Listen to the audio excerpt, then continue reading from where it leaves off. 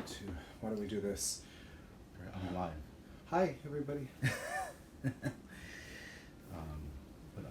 this I can cut. Okay. And I'll go live too. No, wait, don't go live yet. I'm not ready.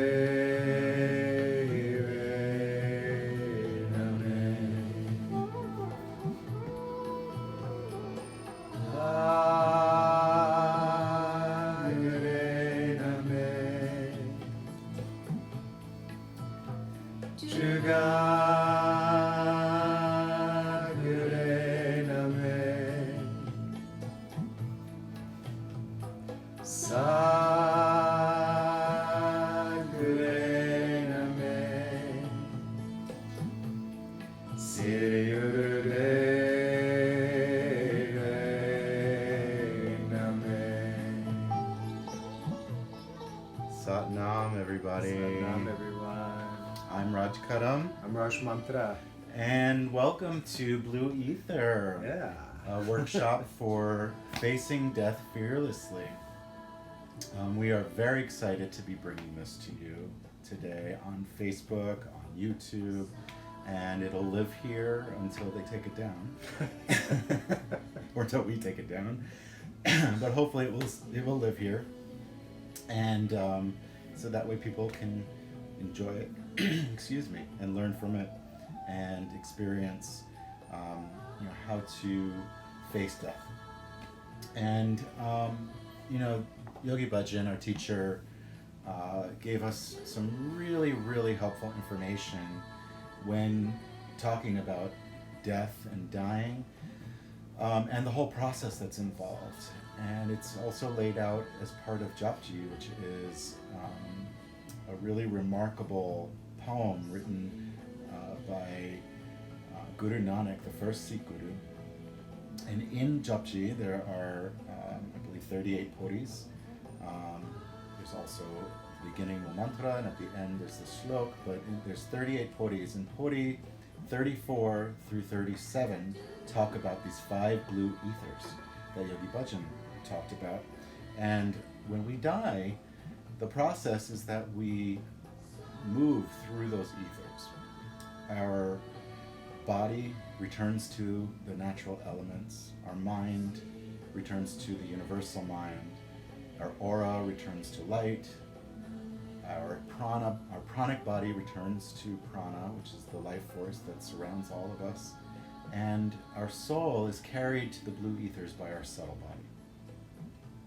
And what happens in the blue ethers is we go one blue ether at a time to sort of process what's occurred in our life, in our current life, in our lifetimes, the karma that we have, the samskaras, which are the karmas that we carry forward through various lifetimes. And at each step, we sort of either are judged whether we should move forward or come back to Earth into another life, or another planet into another life, or move forward into the next ether. And at a certain point, it's our choice what we do. We can stay where we are, we can come back, we can move forward.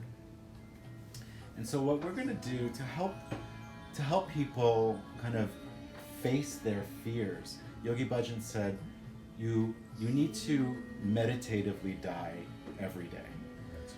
And that can be taken in a number of different ways. It doesn't have to be a literal physical death, but a death of the ego,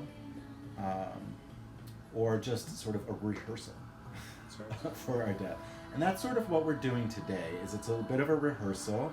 We're going to take you through each of the ethers. We'll talk about Japji and what Japji says about those blue ethers, and what Yogi Bhajan said happens when we get to those blue ethers. And we'll give you some different kriyas and meditations and pranayams to kind of experience that in a way that's goes just beyond words. A lot of this is beyond words, and as a matter of fact, when we get to those points, you'll hear Guru Nanak's words specifically saying that the experience of these blue ethers, of these realms, are beyond words, indescribable. So experience is very important. So we want you to have an experience, and anything you'd like to talk about? Well, I was going to say, thank goodness for Yogi Bhajan, our teacher, who gave us these concepts, teaching us spirituality, but what he backed it up with was teaching us the kriyas and the meditations to give us that experience. And that's what we hope to give you today, your own experience. So when you go through it, if you're new to Kundalini Yoga, if you've been doing Kundalini Yoga for a while, it doesn't really matter where you are. We don't have levels. But what we would like you to do is try your very best to tune into your own experience and have your own experience. Raj Khanam did a really wonderful job of putting together this workshop with a lot of great information, but that's all it is. It's great information. What we want you to take away from it is your experience. If you could take a little bit of the information away, that's great. But the information is just that. It's information. We could sit around and theorize all day long, and great scholars and religious scholars and spiritualists will do that all day long. But if you don't have your own experience, so Yogi Bhajan said, you don't have to wait to death to have an experience of liberation. You don't want to wait until death. No, you don't want to wait to death to have that experience. You want to have it now, so you know what's there. So you can live a liberated life. And when it's you called know Jivan Mukti, liberated life. And when you know what's there, there's less fear. And when you have less fear, you can live better. You can live with more courage. Yogi Bhajan always said, Right. you know, it's not your life, it's the courage you bring to your life. And in the early days, everybody that would follow him as a spiritual teacher, he would say, you know, teacher, help us to learn how to live. And he turned that right around. He goes, you got it all wrong. You should ask me how to die. In the sense where he said, once you learn that, then you can live a lot better. You'll live with a lot more liberation and freedom, which gets me to this today.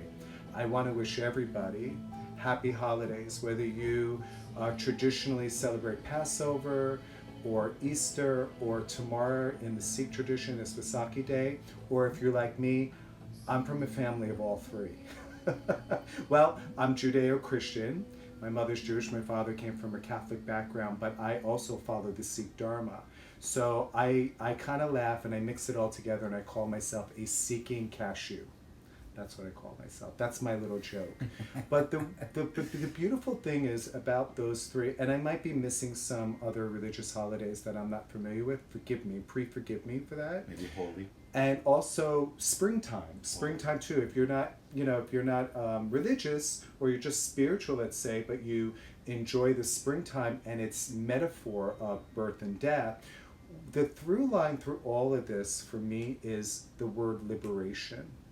In each one of those stories, whether you're the Passover story, the Easter story, or the Vaisakhi story in the Sikh tradition tomorrow, there's a through line of liberation in all those stories, and an ending of one way of life and the beginning of a new way of life. And this is what this workshop is when you get beyond those fears of death, you finally can put that something away and be liberated enough to enter in a new way of life. And that we do through yoga. Right. And this is not just a Kundalini tradition. Not at all. This happens in many traditions. In fact, that's right. Buddha says, of all the footprints in the world, the elephant is the most supreme, and of all of the mindfulness meditations, that of death is most supreme. So this is something that it goes across different traditions and different boundaries. That's right. You look at the Bhagavad Gita, and there's a lot of meditations on how to die, and a lot of it's overlapping. You look at the Jewish traditions, people sit Shiva because they're waiting for the soul to be released. In our tradition, we chant a call to help release the soul, to have it move through the blue ethers. You know, there's a lot of parallels. There really I've are. read some really interesting books that compare these traditions, and underlying all of it, it's remarkable how similar they are. Well, anyway, why don't we stop talking? That's right. And let's get started so we can begin we could sit our here experience all day long and theorize about it. And that's a beautiful thing. It's a beautiful thing to sit and be scholarly and theorize and talk and share traditions and different reflections. Yeah. That's a wonderful thing, but we're here today to give you the experience through yoga. Absolutely. Okay, so let's get started with that. So we're gonna open up the way we open up every Kundalini class. We're gonna use two different mantras because we want to set a particularly sacred space here, and we want to be protected as we engage in this practice. The first one is the Adi mantra, Ong Namo Gurudev Namo. I bow to the Creator, the creation, the creative aspects of the universe, and Gurudev Namo. I bow to the teacher within, to the divine teacher, whatever you want to call that. It's the teacher all around us. And the second mantra is called the Mangalancharan mantra. Adgare Name, Jagadgare Name, Sach Name, Siri Gurudev Name. We were chanting that. We were just when chanting we that started. as we started. Exactly. Yeah, and he had it playing, so it was really beautiful. Yeah, I'm so sorry. No, You just stepped that's in. okay. So get yourself into a comfortable seated position, legs crossed in easy pose, spine nice and elongated and stretching upward as you press down into your sits bones, into the earth. Connect to the earth. If you're sitting on a chair, that's okay. Just keep the feet flat on the floor and sit straight up. Lift the chest, tuck the chin, so the back of the neck's elongated, head in alignment with the spine, eyes closed, rolled up to the third eye point between the eyebrows. That's it. Engage the navel slightly so you support the spine. You keep this nice posture as you inhale through the nose. Exhale through the nose. Take a few more breaths here, each time deepening the breath, expanding the belly as you inhale, breathing deep into the navel point, exhaling, pressing the belly as you exhale completely. Inhale. Exhale. Bring the palms together at the heart center, knuckles of the thumb pressing into the sternum, elbows out to the side. Inhale. Exhale, continuing to breathe and tuning into yourself deeply, creating that sacred space within and around you. Inhale. Exhale. Inhale to tune in. Om Namo Gurudev Namo. Om Namo Gurudev Namo.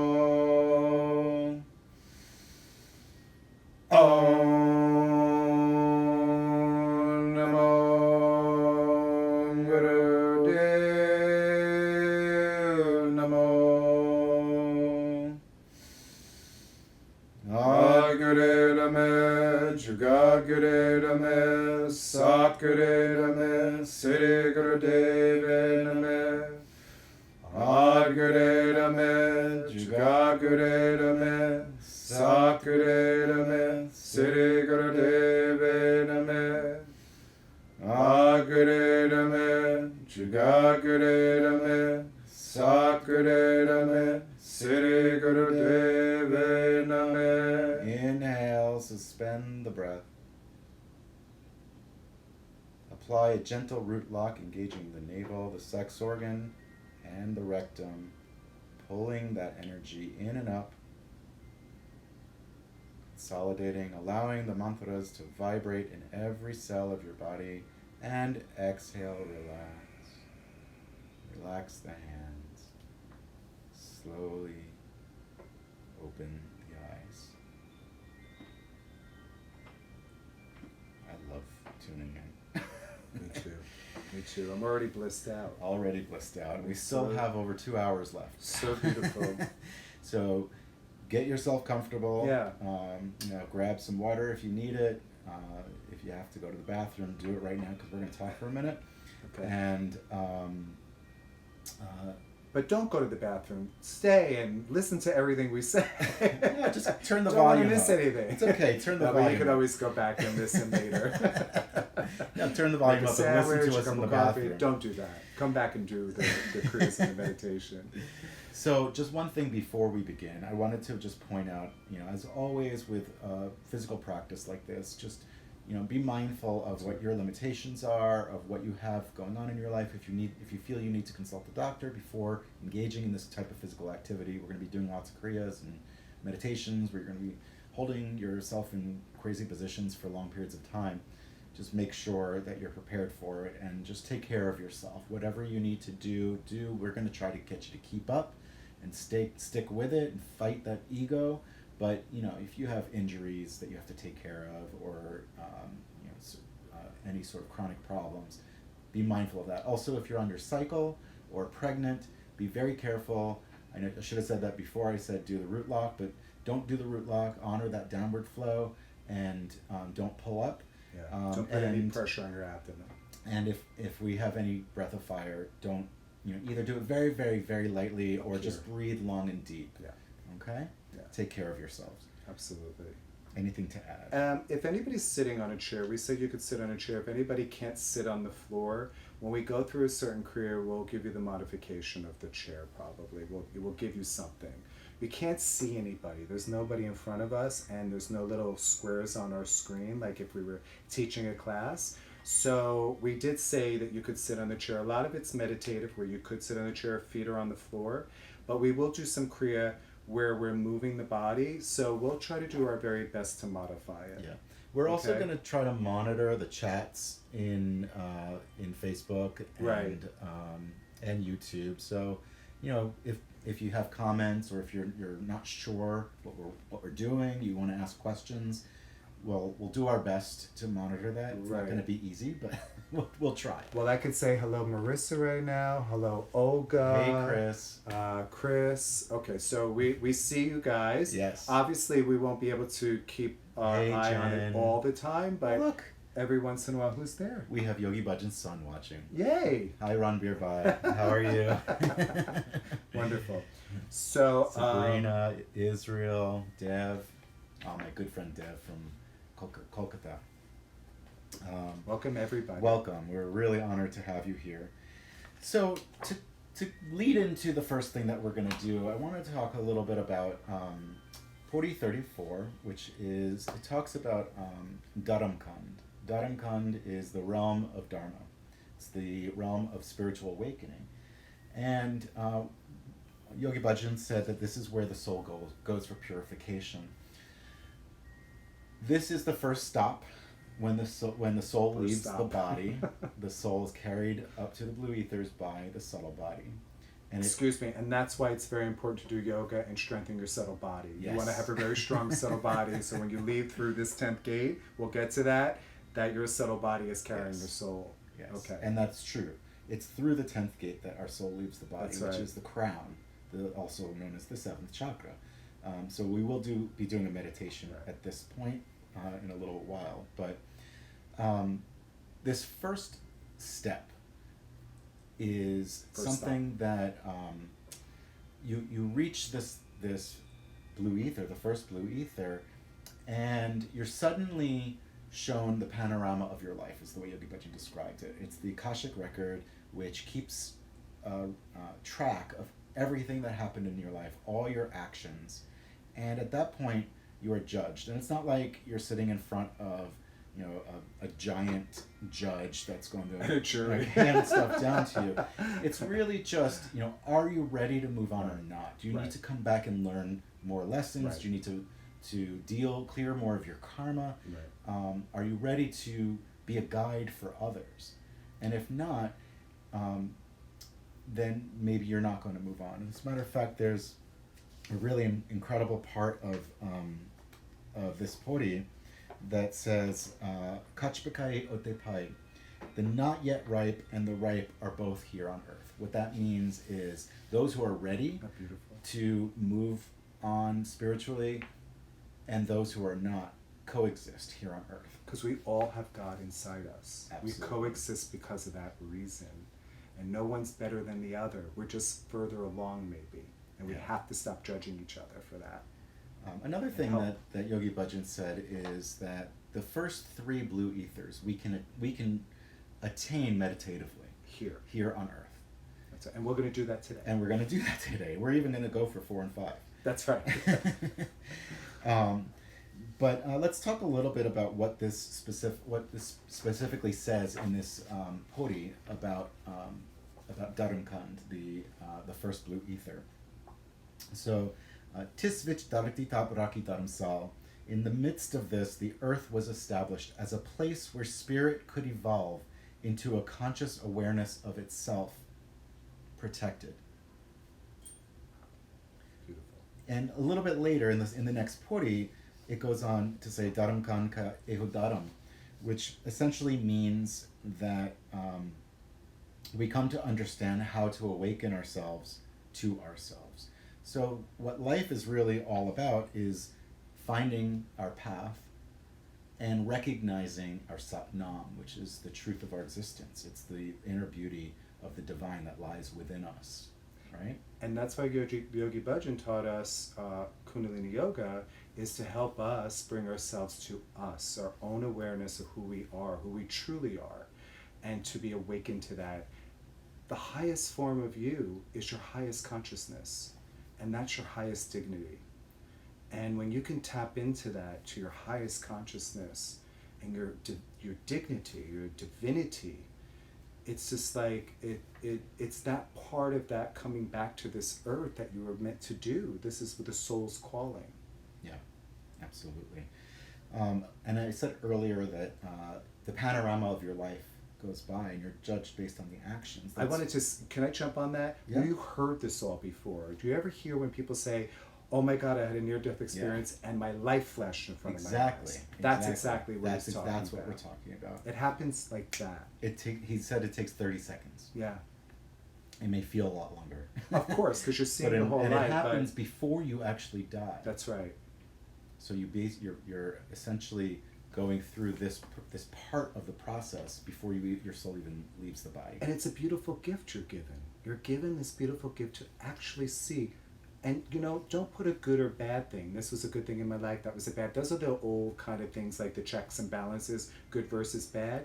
Yogi Bhajan said, it's only thinking that makes it so. You get to see the whole picture, And you don't put the judgment on good or bad. There's no judgment here. It's the picture.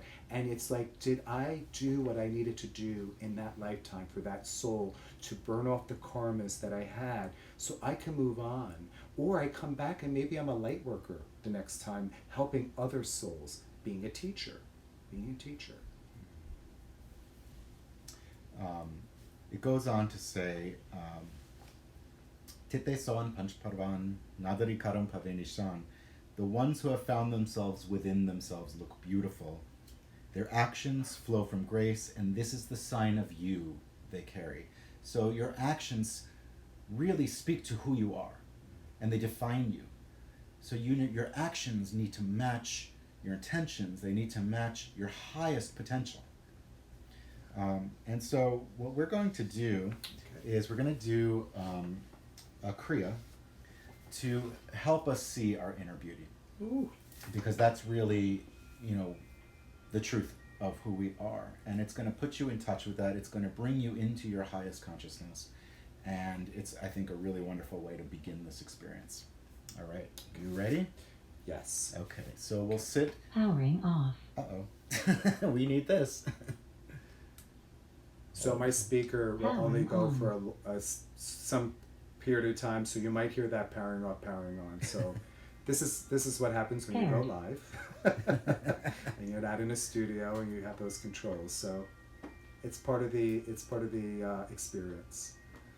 Let's make sure that's working. There we go. We connect because we want to have music. That's the beautiful thing. Yogi Bhajan is very fond of music, and he gave us some beautiful music. All right. Okay. So first exercise. So first sit in easy pose, just like we did in the very beginning. Spine elongated. If you need to sit in a chair, that's okay. You can sit in a chair. Again, feet flat on the floor. And if you can, either you're sitting on the floor or chair, please take your socks off. It's much nicer to have bare feet. If you can. If you have a medical reason to wear socks, wear them. But if not, just take them off. It's much better experience. Bring the palms together in prayer pose. And bring the eyes, keeping the head in neck lock. So you're going to keep the neck locked here. The chin will be in slightly. The eyes will be focused down towards the fingers, okay? So you're not going to be looking down at the fingers. You're not doing this. But eyes are going to roll down toward the fingers. Like that. Okay. And eyes will be, again, focused on the fingers and breathing long and deep. We're going to play a track for you to help kind of set the mood of this self-sensory awareness that you're building within yourself. Okay. And begin long and deep breathing through the nose.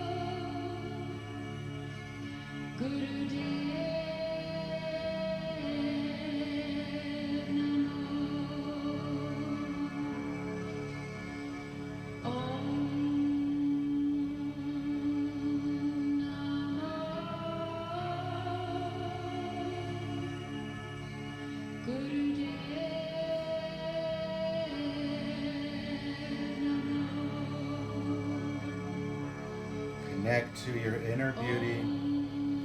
Connect to your highest awareness, your Sat Nam, the truth of your existence, your essence, your being,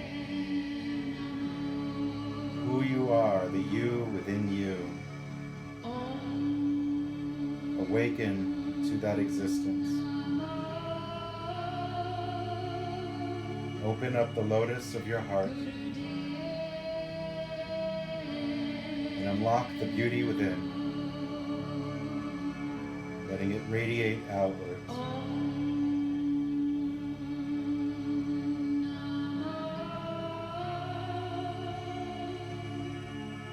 You are a perfect creation in the image of the Creator.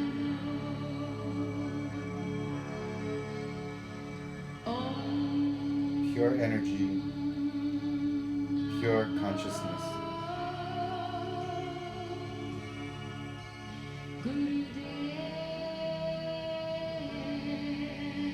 The body and the mind are simply a vehicle.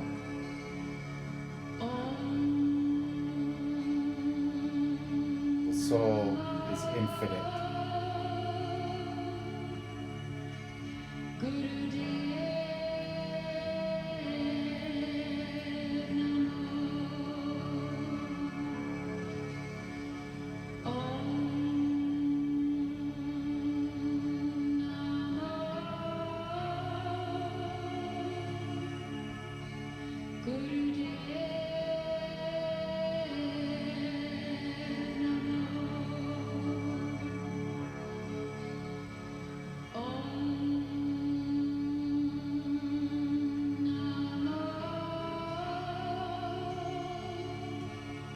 The eyes focused at the fingers, even if the lids are shut. Breathing long and deep.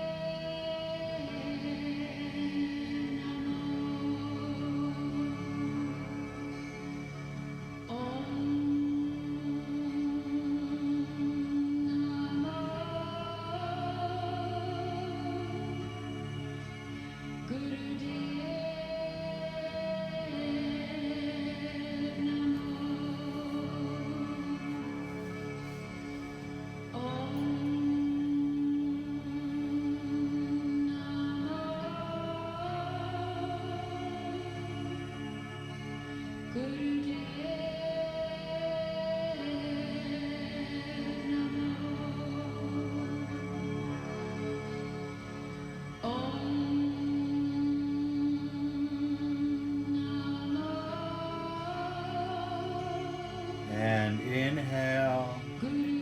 Suspend the breath. If you can, apply a gentle root lock, engaging the navel, the sex organ, and the rectum, pulling in and up.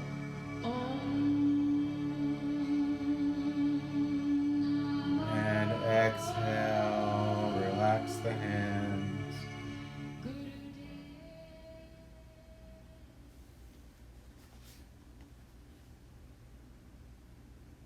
Just breathe normal here, keeping the eyes closed, staying inside.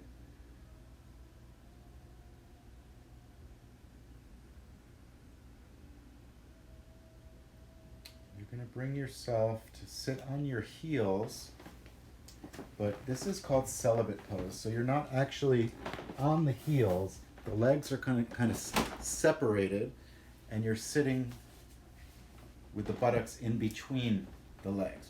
Now you want to make sure that there's some pressure applying at the perineum, which is between the rectum and the sex organ. This is the point of your root chakra.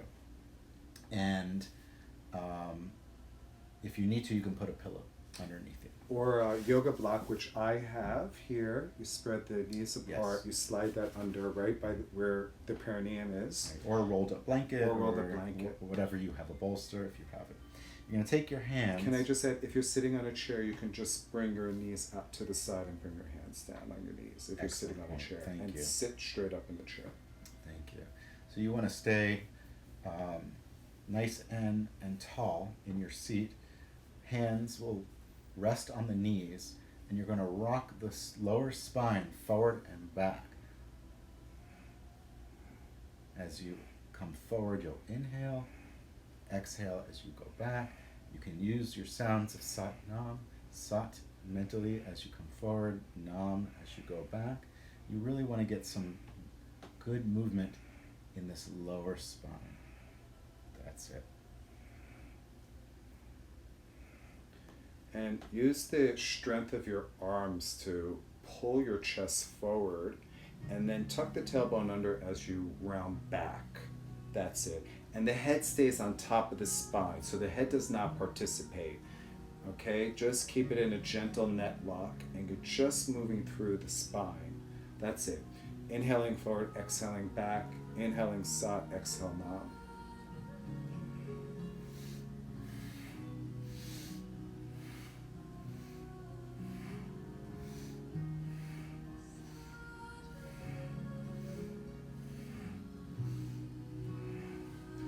Make sure every time you come forward, the heart is lifted, and as you come back, you keep the heart lifted. Okay, don't sink the heart. You're just rounding the lower back. That's it.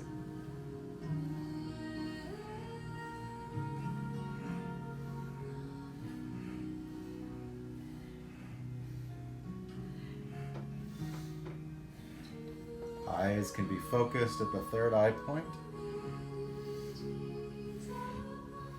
Inhaling and exhaling through the nose. Inhale forward, exhale back.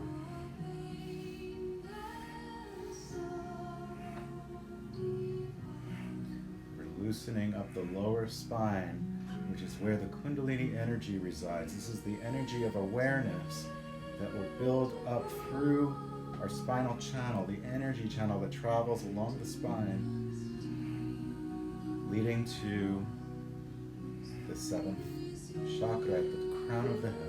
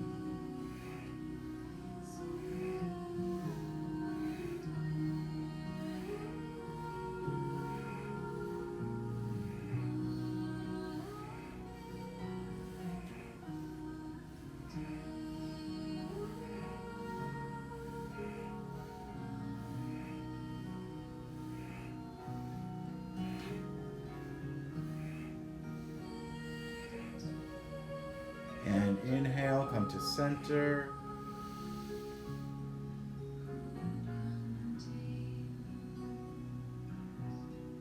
And exhale, relax, keep the eyes closed, stay contained.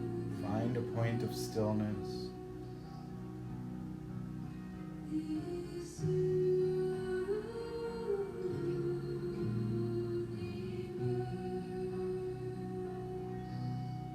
And slowly bring yourself into a seated position with the legs straight out in front of you.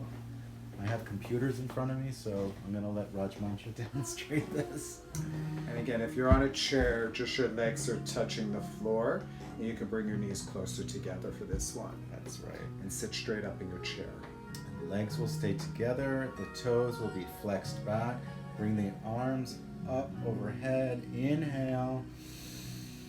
Exhale, fold down. Try to grab the two big toes. If you can't grab the toes, you can grab the ankles, the shins, or the knees, wherever you can grab.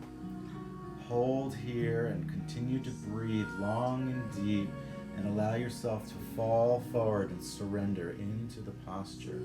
Eyes closed, just relax into the posture.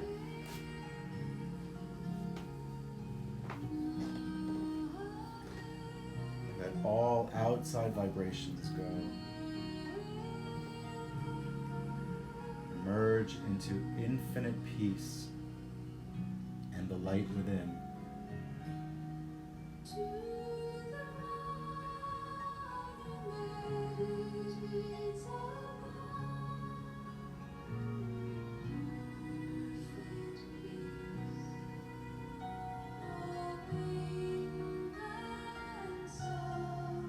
Visualize yourself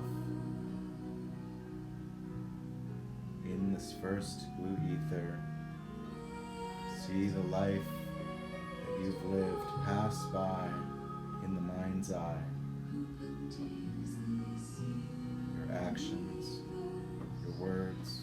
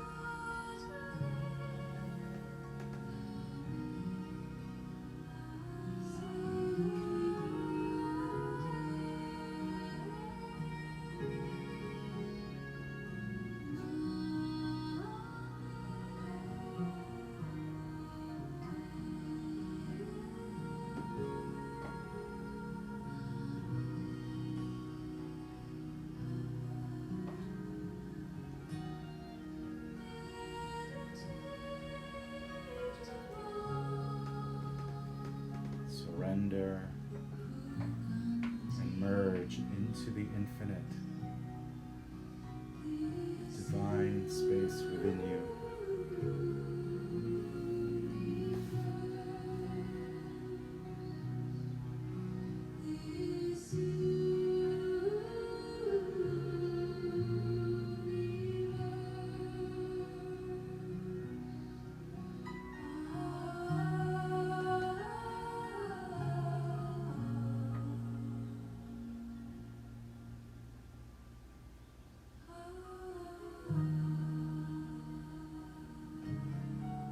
Awaken to the beauty within you.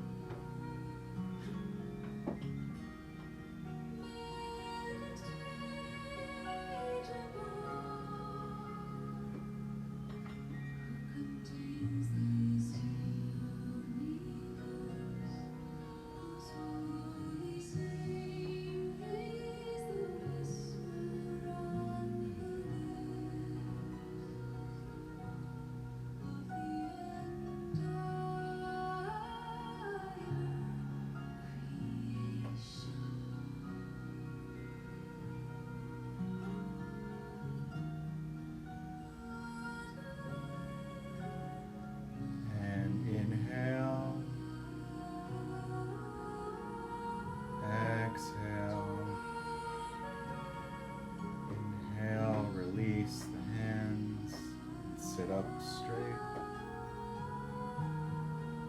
Slowly, keeping the eyes closed, stay contained. Find this place of stillness within.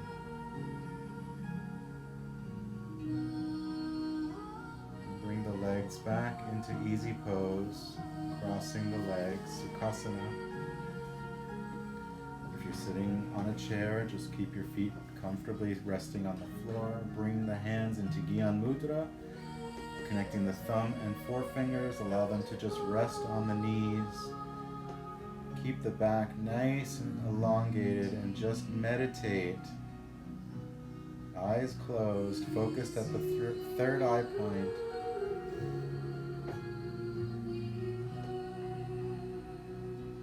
Meditate on infinite ecstasy. You've made it to this first blue ether. You've been judged worthy.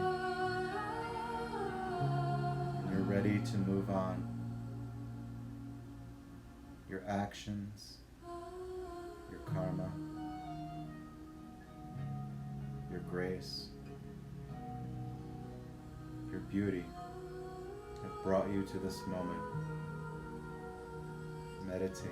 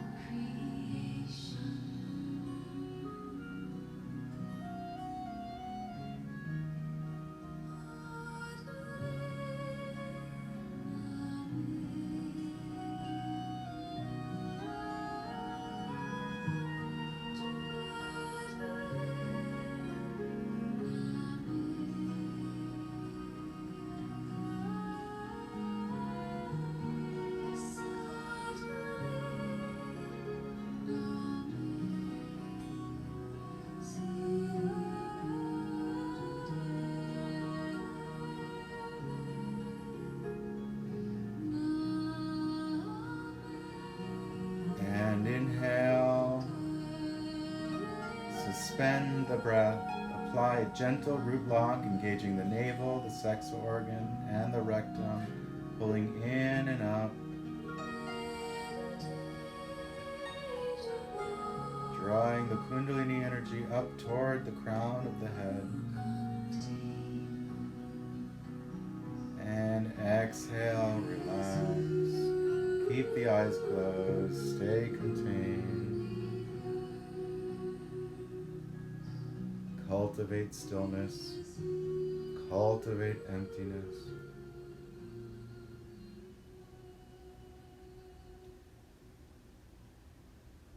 And slowly begin to open your eyes.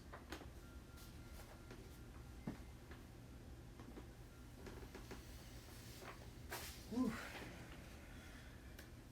Yes. Feel.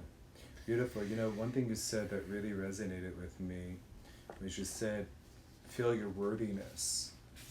And Yogi Bhajan taught us that it took us 8.4 million years just to earn these bodies.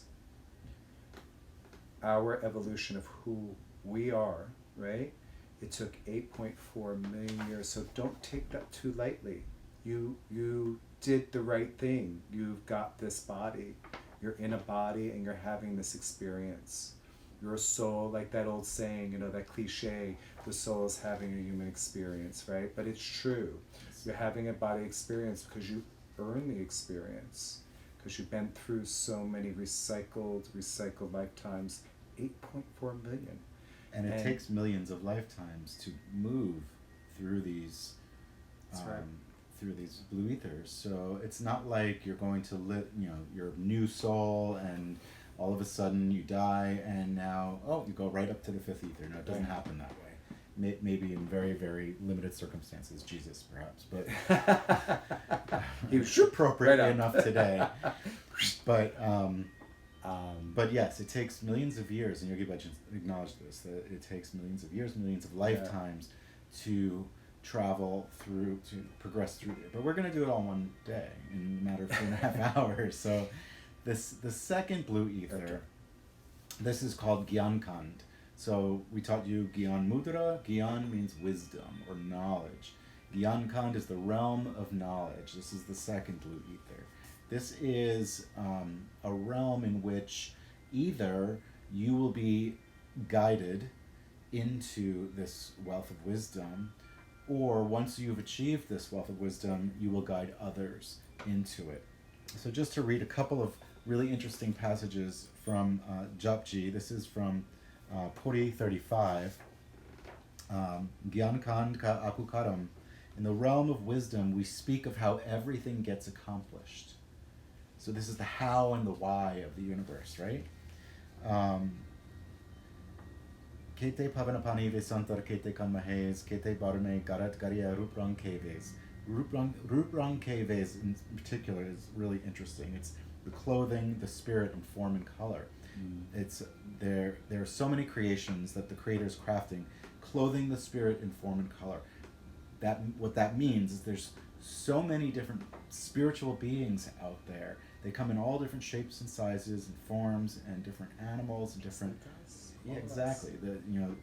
What was it? 8.4 million lifetimes. That's right. They're not all the same. You're not human in 8.4 million lifetimes. No, you're not. There isn't enough human history to have that. And it goes on to say, Ketia Baram, Ketia Karam, Bhumya Mir Kete Kete Dupudes.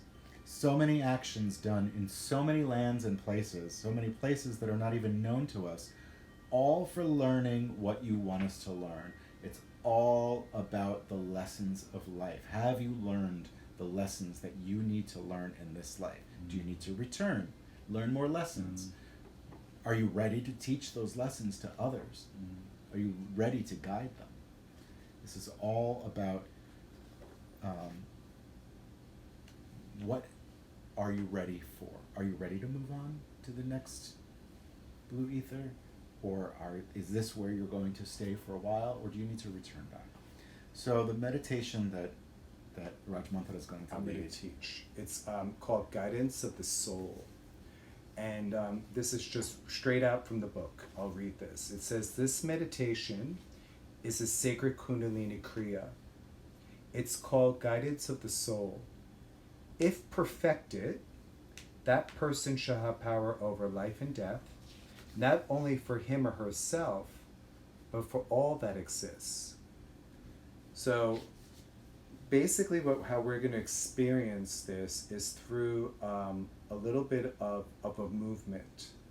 And the movement is this. We're going to put our hands back into Gyan Mudra, but instead of the fingers coming together, you're going to have these fingers spread apart. That's important. And they should be spread apart, and you should make them stiff so they don't move. Okay? These fingers are active, so you're locking it.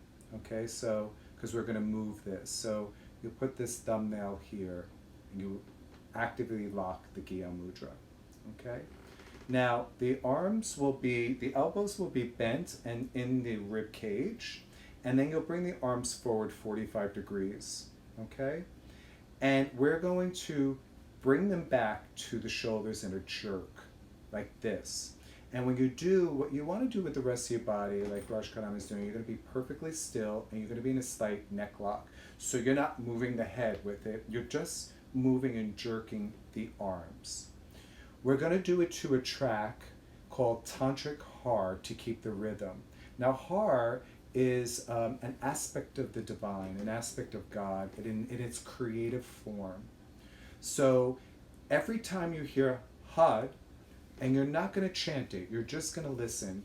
You're going to be silent in this meditation, but you're going to listen deeply to Had, to this creative, we call it the seed mantra, a bij, to this, like you think of that seed coming into you, and you're going to bring that seed into you to find its way in you and blossom into this beautiful creation, because that's the creative seed coming into you. And you're going to take this and you go Had, Had. Every time you hear Had, you're going to jerk it back. We're going to do it for a little while. When you do a meditation like this for a little while, I just want to bring a point to the difference between discomfort and pain. We never want to be in pain, okay? That's not the point of yoga. So be careful with your body and how your body feels. If it's discomfort, I always say my benchmark between discomfort and pain is if I can smile through it a little bit, I know it's just discomfort. But if I'm wincing and it really burns and hurts, in the sense of like, ow, that's a pinched nerve or something, then you just back off a little bit or stop it altogether. Our teacher, Simran says, comfortably uncomfortable. Comfortably uncomfortable. Because the reason why you want to get through the uncomfortable is because you want to conquer something. You want to conquer the mind, because the mind, the ego mind, will talk to you through this whole meditation of like, oh my God, my arms are going to fall off. Oh my God, what are you doing? Oh my God, this is crazy. All the things that the mind is going to do, or I got an itch in my nose, or this is a good time to go to the bathroom. All that stuff, the mind plays games with you. You want to conquer the mind. The mind was given to you as a gift to navigate through this life. But what happens sometimes, the mind has become the master, and you become the mind's servant. You want to flip that around. You're the master of the mind. So, stay inside, the eyes will be closed in this one. You stay inside and you just listen to that Had and you jerk. You want the spine to move, and your buttocks might lift up a little bit with this kind of jerk. But you're not jerking the neck. Okay, the neck is in a neck lock. All right. I want to make that perfectly clear. Great. Okay, so we're going to start the track and go. So again, Gyan Mudra, we'll start, these are spread. Make sure those 3 fingers are spread, elbows in the side, and we'll go with the Tantric Har. Close the eyes, lift through the spine, apply a slight neck lock. Okay, you can open your eyes for a second just to see what I'm doing. You see with the Had? Okay? Now close the eyes and go. That's it. I'm going to be here for a little time.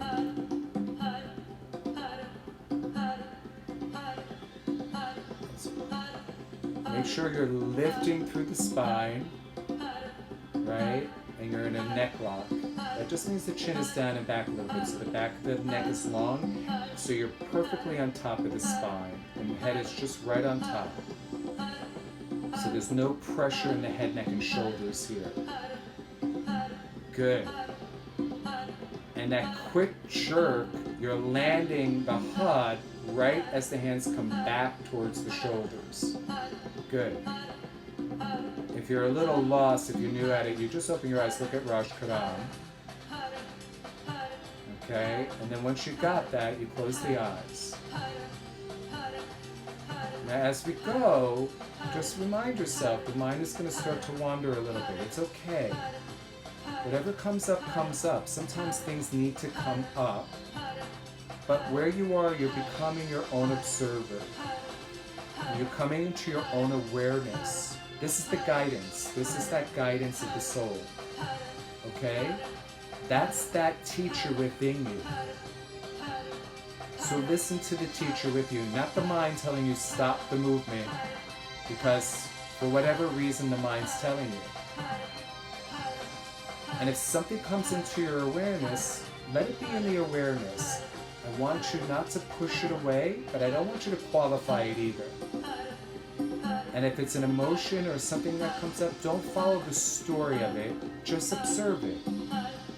And bring it into your awareness and just let it be there. It will dissolve. That's what we call a block. And you can dissolve these blocks by pushing through.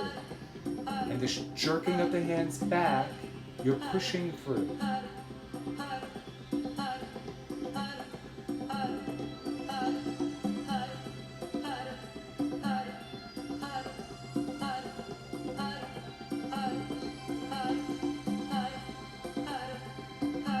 Right about now, you might start feeling a little discomfort. And again, if you could smile a little bit, it's only discomfort. So you gauge that for yourself, whether it's discomfort or actual acute pain. We don't want that. So if it's discomfort, keep going. You might feel that up in the arm, radiating through the arm. Okay?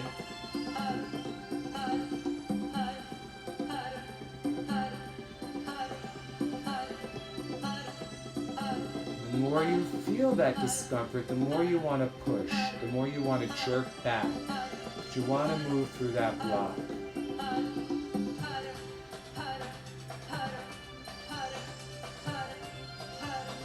And then you'll get to a point of the discomfort that it can't be any more uncomfortable than what it is. So then you push past it and there will be no discomfort after that. So see if you can push past that point.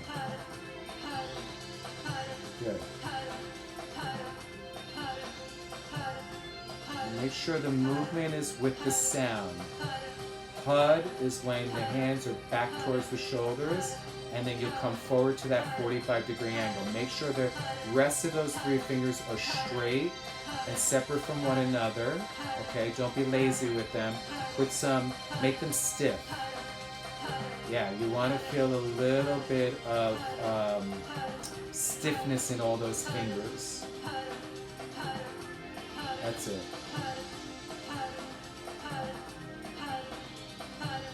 You'll feel energy coming through the fingers, up the arm.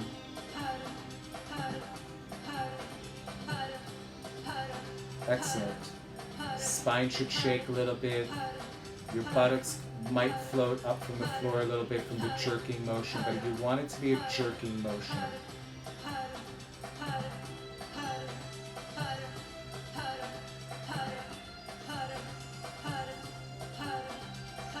Learn to confront your discomfort here.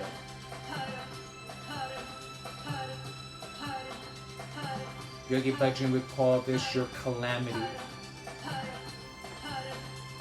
He would say you need to overcome your calamity.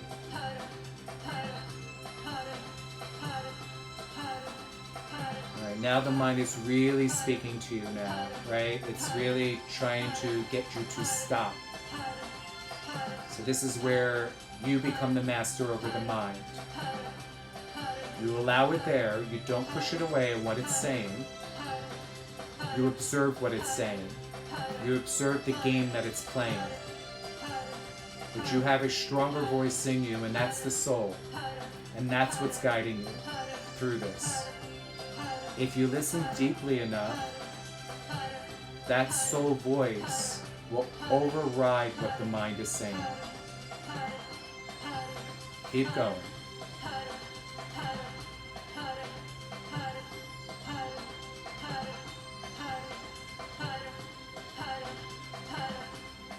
You will give power to yourself through this exercise. You own your power through this exercise. You tap into that guidance of the soul, which overrides the mind and the ego and the constant chatter. Recognize the constant chatter that's happening. And again, don't push it away, but don't qualify it. Don't give it power.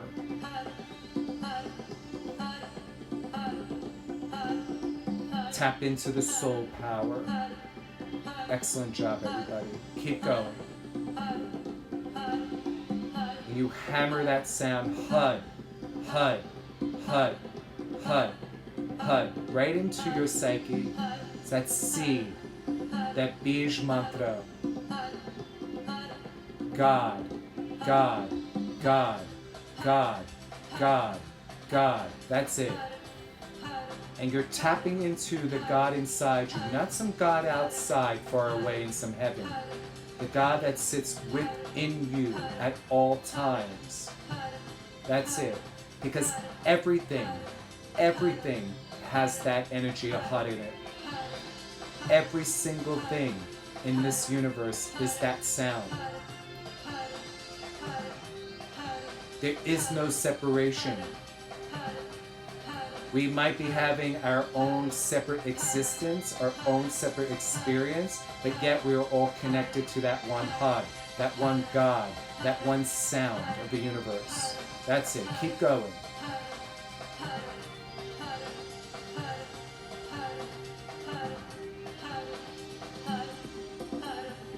Making sure those 3 fingers, you're in Gyan Mudra, but those 3 remaining fingers on each hand are stiff and apart from one another. Don't lose that. Very important. That they're stiff and separate. That's right.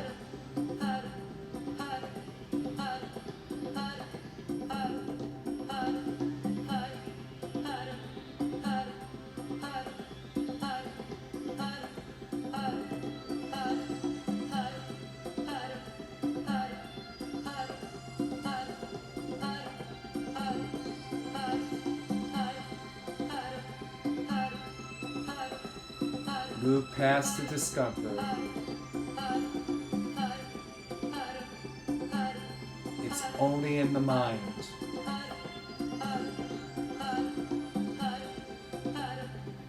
And again, if you can smile, you'll know the difference between discomfort and actual pain. You can smile through this, keep going. Comfortably uncomfortable.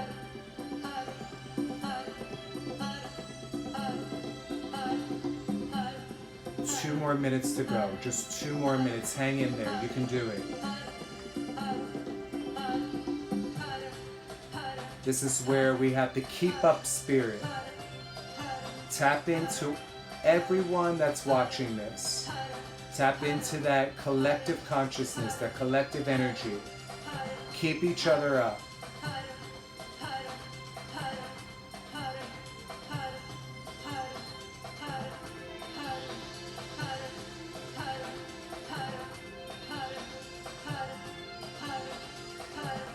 Let that divine seed of creation, that Had,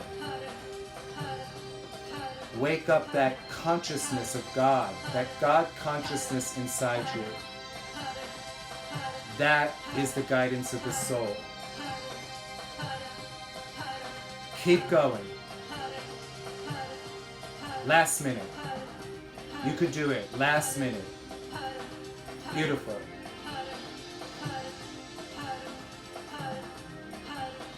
Don't let the mind win. You have a minute left. Keep going. Don't let the mind win. Let it be there. Let it be there. But be its master.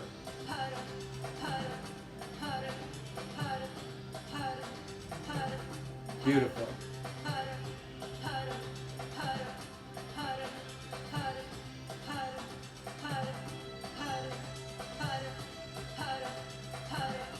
Last 30 seconds, everybody. Last 30 seconds.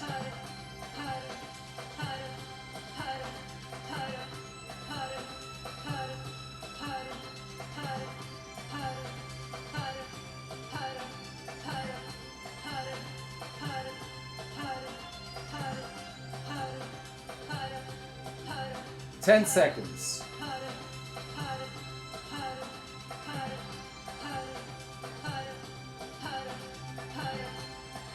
And inhale and bring your hands straight towards your shoulders. Keep your eyes closed. Keep the fingers stiff here. Take an inhale. Hold the breath.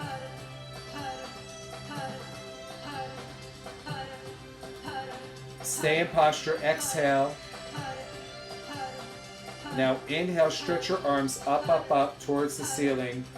Now separate all the fingers and start shaking the hands, shaking the arms. Exhale. Keep shaking. Inhale. Keep shaking. Exhale. One more time. Inhale, stretch the arms. Stretch, stretch, stretch, stretch, stretch, stretch, stretch, stretch, stretch the spine. And then exhaling to bring the arms all the way down. Stay inside for a moment. Stay inside for a moment. Good job, everybody. Beautiful. Guidance of the soul. And then slowly open your eyes.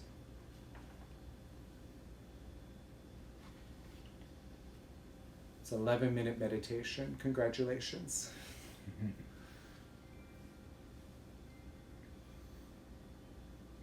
If you have some water by you, I would suggest to drink some water.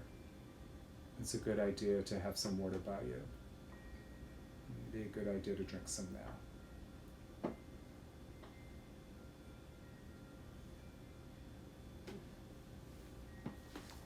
I'm going to take my own advice.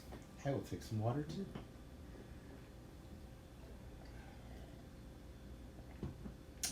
So that was the second ether, right? That was the second ether. It's pretty fantastic. Whew, my arms. Yeah. So let's talk about the next blue ether is Saram Khand. Saram Khand is the realm of humility. It's the realm of spiritual work, of effort. And it's where it's sort of the last place that we are able to effectively reach in this world through meditation. And it's hard to describe because it specifically states in Japji that it's beyond words. So for example, Saram Khand ki bani roop, tite karat karya bahut anup. In the realm of effort, the divine word becomes form. What is crafted there are creations of incomparable beauty. Takya kala katya najai, jeko kahe pishe pachitai. It is impossible to speak of these matters. If someone tries to speak afterwards, he'll only feel mournful that he couldn't describe it. There's no words. Yeah. What is crafted there are persons of purity, clarity, and grace. These are beings of light. Did you ever have an experience of true enlightenment where you're just so lifted up that it just takes your breath away, and then when you come back from it, you can't describe it. You cannot describe it in words. It's an experience, and that's what it's all about. It's having the experience, and you can kind of put. It's almost like this. If I said to you, if I told you all about a strawberry, and I can read books on you about what a strawberry looks like, what a strawberry is supposed to feel like, all those things, like a strawberry. We could read books on it. But if I asked you to eat a strawberry and asked you to describe the taste of it, it would be really, really, it's hard. It's hard to describe the indescribable. So it's kind of like that. It's like you could try to describe these things, but you got to taste the strawberry yourself.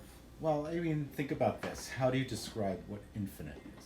You can't. Because that's what we're talking about. Yeah. This is a place of complete infinite identity. It's where you basically drop the ego and you clear out all the past karma in order to even get into this blue ether. That's what's required of you. And that's what we're really going to work on with this meditation, because you can't really move forward if you still have attachments. This is a place where a lot of souls get stuck and they end up going back to earth because of the attachments that they hold, the attachments to people, the attachments to places and things and emotions, and also from the past karma that hasn't been cleared. So this meditation we're going to be doing, it's called Ganpati Kriya, meditation. It's sort of, for those who are familiar with the other traditions of yoga, it's closely associated with the god Ganesh, who is also known as Ganpati. Because what Ganesh does is Ganesh removes blocks and obstacles. Yeah. And there is an obstacle between the second and third blue ethers. There is a gate. Mm-hmm. And in order to pass through this gate, you have to let go. You have to remove those attachments. You have to clear those karmas. And so that's what we're going to work on in this meditation, is to kind of let go of those attachments, clear some of that karma, and then move ourselves through that gate into the third blue ether. Does that sound good? It sounds beautiful. Right, so meditatively, that's what we're going to be doing. It's a meditation that makes the impossible possible. That's what this meditation is. And just a quick little share, this was the first Kundalini meditation I ever done. And it was the meditation that brought me to this practice and brought me to who I am. So that was making the impossible possible for me.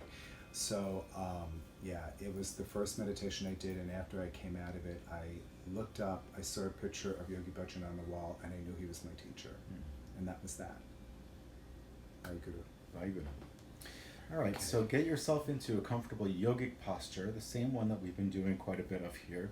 So sitting either in easy pose or in a chair, with the feet comfortably on the floor, sitting straight up. In an easy pose, the legs will be crossed, and a long, erect spine, elongating through the crown of the head, pressing down into the floor.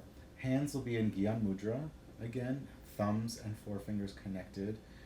But with this particular mantra, the mantra, by the way, is, it's kind of a long one, but it's a bij mantra, so it's small little sounds. Sa, ta, na, ma, ra, ma, da, sa, se, so, hung. So Satanama, which if you've done Kirtan Kriya, you're very familiar with that. Satanama is, so the meaning of Satanama is the infinite birth, death, and rebirth. So it's the cycle of life. So we're going to start in this meditation, meditating on the cycle of life. Ramadasa is a reference to the sun, the moon, the earth, and infinity. And then Sase So Hung, again, is an embracing of the infinite nature of the universe. It's sort of the more personal sense of the infinite, whereas there's the impersonal, which is outside, and the personal infinity, which is inside. Okay, so this is all combining together. So we're really embracing everything. And it's all one, because it all flows together. Exactly. So again, there's no separation what's outside to what's inside. Yes, we can say this is the impersonal and this is the personal, but yet it's still the same flow of energy. That's right. It's a cycle. Yeah, it's a cycle. So with each sound, we will move the fingers like this. Sa, ta, na, ma, ra, ma, da, sa, se, so, hum, sa, ta, and so forth. The hands will just rest on the knees. The eyes are going to be 1/10 open. So that means just a little sliver open, mostly closed. And you'll chant the mantra. You'll be focusing, even though the eyes are open at 1/10, your focus is right here at the third eye point between the brows. Okay? So let's get started. Get yourself into your comfortable seat, hands in Gyan Mudra, and begin to chant along to the mantra. Sitting with a straight spine, chin and chest out.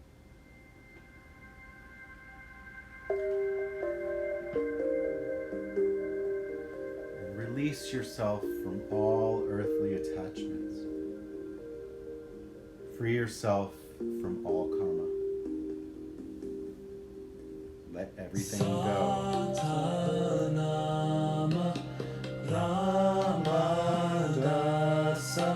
Sase Soham Satanama Ramadasa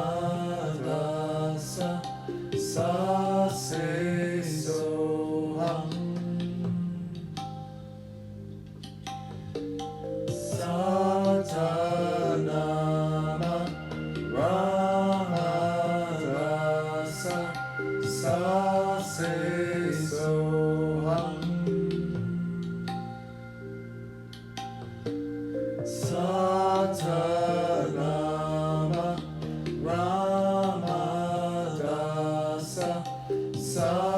se soham.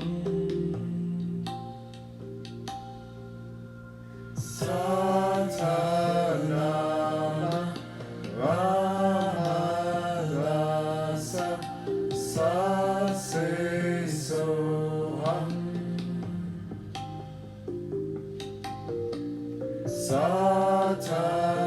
Satanama Ramadasa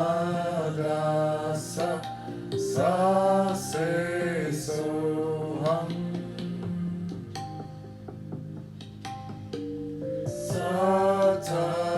Satanama Ramadasa sa se soham.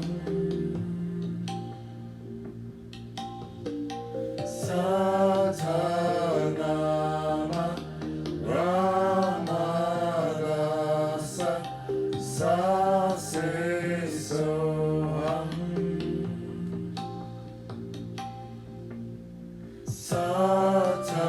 Satanama Ramadasa sa se soham.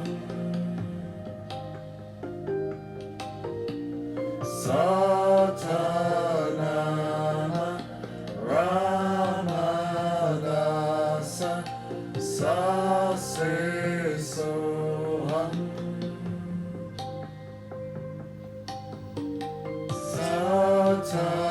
Satanama Ramadasa sa se soham.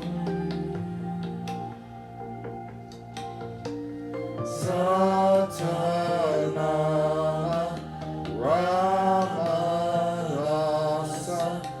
sa se soham.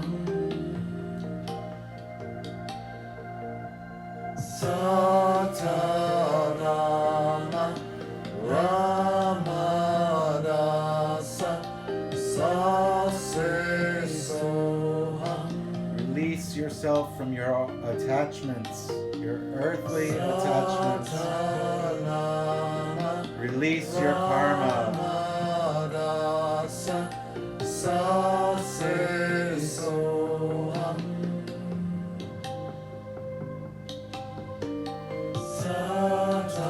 Satanama Ramadasa sa se soham.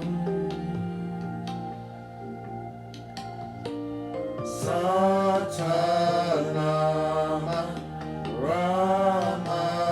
Ramadasa sa se soham.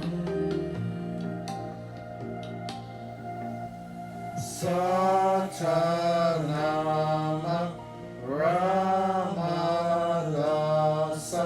sa se soham.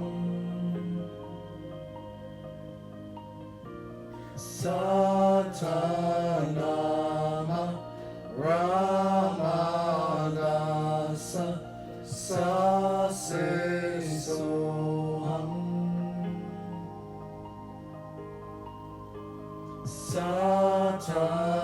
Satanama Ramadasa sa se soham.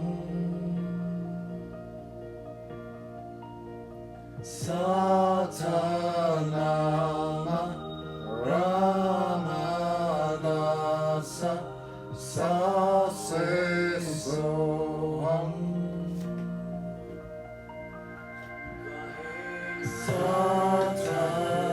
Satanama Ramadasa sa se soham.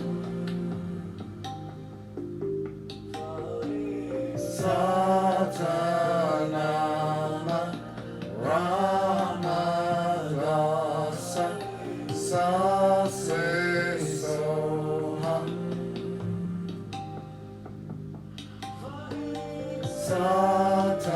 Satanama Ramadasa sa se soham.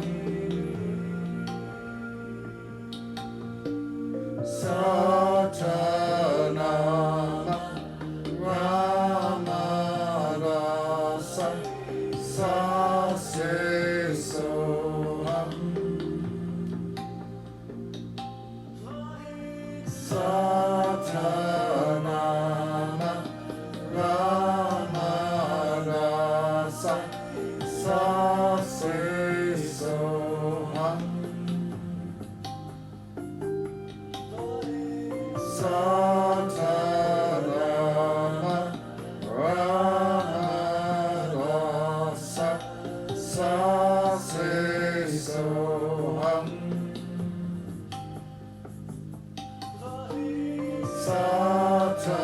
Satanama Ramadasa Sase Soham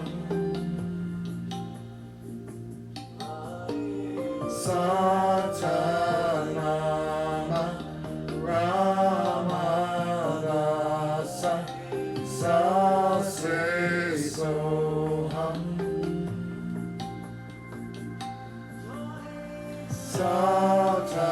Satanama Ramadasa Sase Soham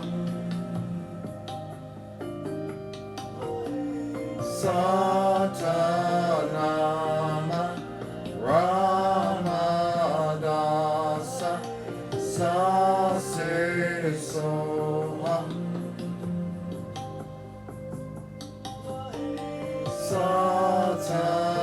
Satanama Ramadasa Sase Soham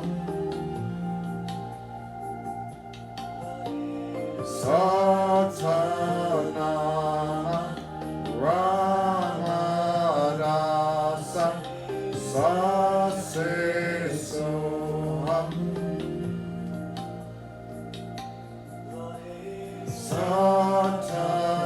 Satanama Ramadasa Sase Soham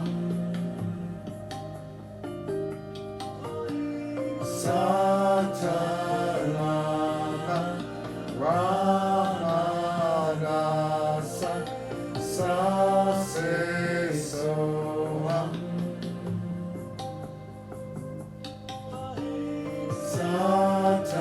Satanama Ramadasa Sase Soham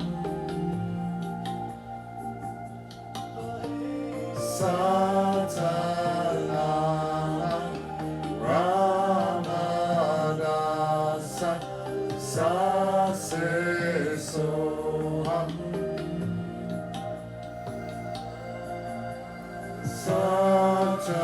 Satanama Ramadasa Sase Soham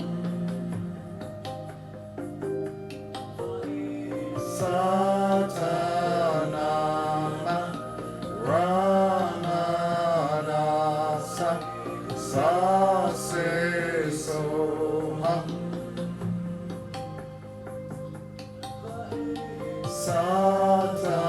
Satanama Ramadasa Sase Soham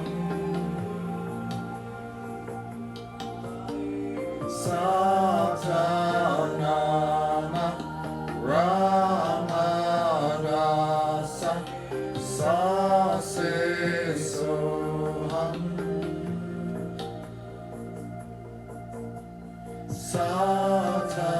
Satanama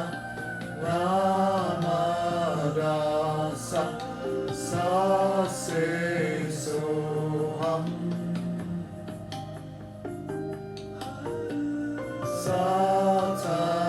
Satanama Ramadasa Sase Soham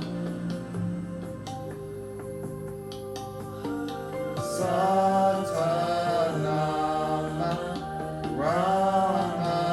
Ramadasa Sase Soham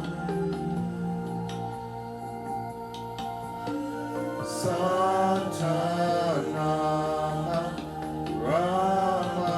Ramadasa Sase Soham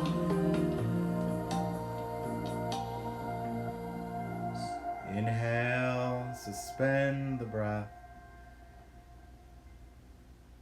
Stretch and twist the body all around moving every muscle, stretching the legs out, holding the breath as you do this.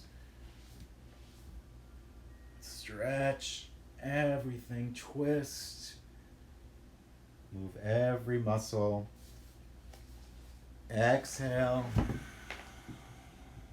Inhale. Suspend the breath. Keep moving, keep stretching. Move the head, move the torso. Move the arms, the back. Exhale. One more time. Inhale, suspend the breath, move the belly, move the hands and the feet. Exhale, relax the hands down onto the knees. Bring the eyes to the tip of the nose. Sit calmly, breathing, absolutely still, and meditate. Meditate on traveling through the gate from the second blue ether, the realm of wisdom, into the realm of spiritual work. You've done the work. You've released your attachments. Cleared your karma, and your reward is the third blue ether. Visualize yourself traveling through this gate.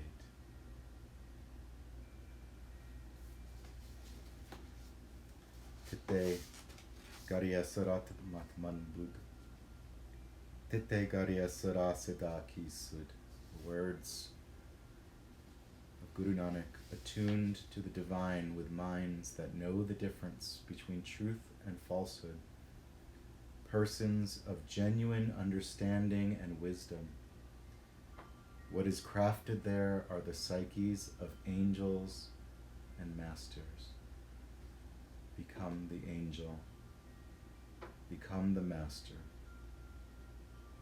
be the angel, be the master.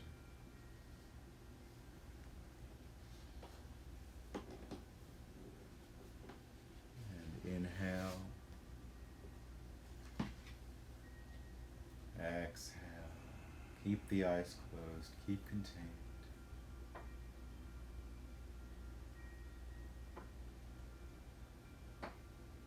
And slowly open up your eyes.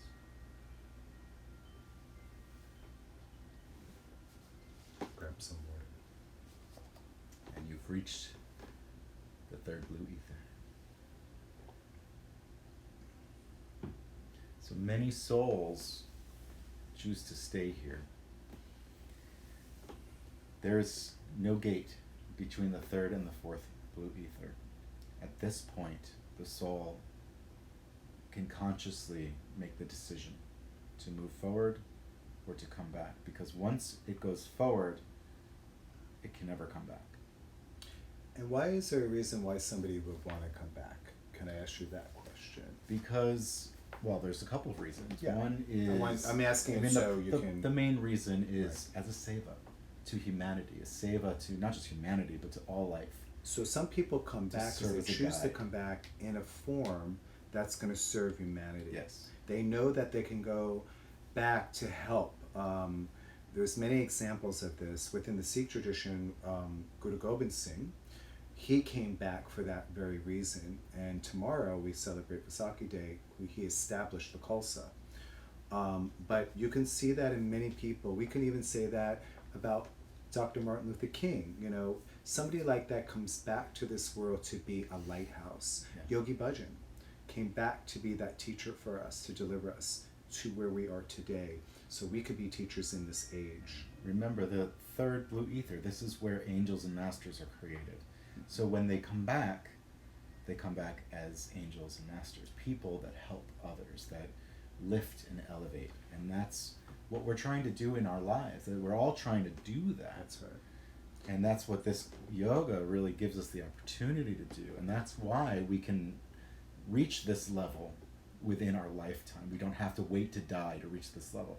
The next two ethers we're going to try to go through, we're going to try on an intellectual level to reach them, But you can't ever truly achieve that until you're no longer within this body, within this reality. So let's talk a little bit about the next blue ether. The fourth blue ether is Karam Khand. It's the realm of grace, the realm of divine action. Yogi Bhajan called it the light itself. This is beings of complete and pure light are in this area. This is where you would find the souls of people like Gandhi and Mother Teresa and all of the Doris Day, Buddha, Jesus, so many to name. So Guru Nanak describes this. This is in Guru Nanak's all the gurus. So Puri 37. This is the last Puri. Talks about Karam Khand and also the fifth blue ether, which is Sach Khand. So Karam Khand ki bani jor, titte hor na koi hor, titte jod mahabasor, tin me ram raya borpor. In the realm of grace, your sacred words are power. This is the realm of bani, of words. And there is no other power besides it. So whatever you speak will become true in this realm. In that realm are brave and strong spiritual warriors, filled with the presence of the divine. Na oi mare ne takejai. Neither they die nor are they deceived by anyone. Jin ke ram vase maramai. The divine dwells within their minds. They are purely infinite, free of the earthly attachments, free of karma. Tete bagat vase ke loe, karaye nan sachaman soya. They are those who have surrendered themselves in love to thee, to the divine, live as lights. They enjoy sweet-tasting bliss within themselves. The souls in this realm, their light is so huge, is so large, that it becomes a beacon for others. And that's realizing that these are souls that will not come back to earth.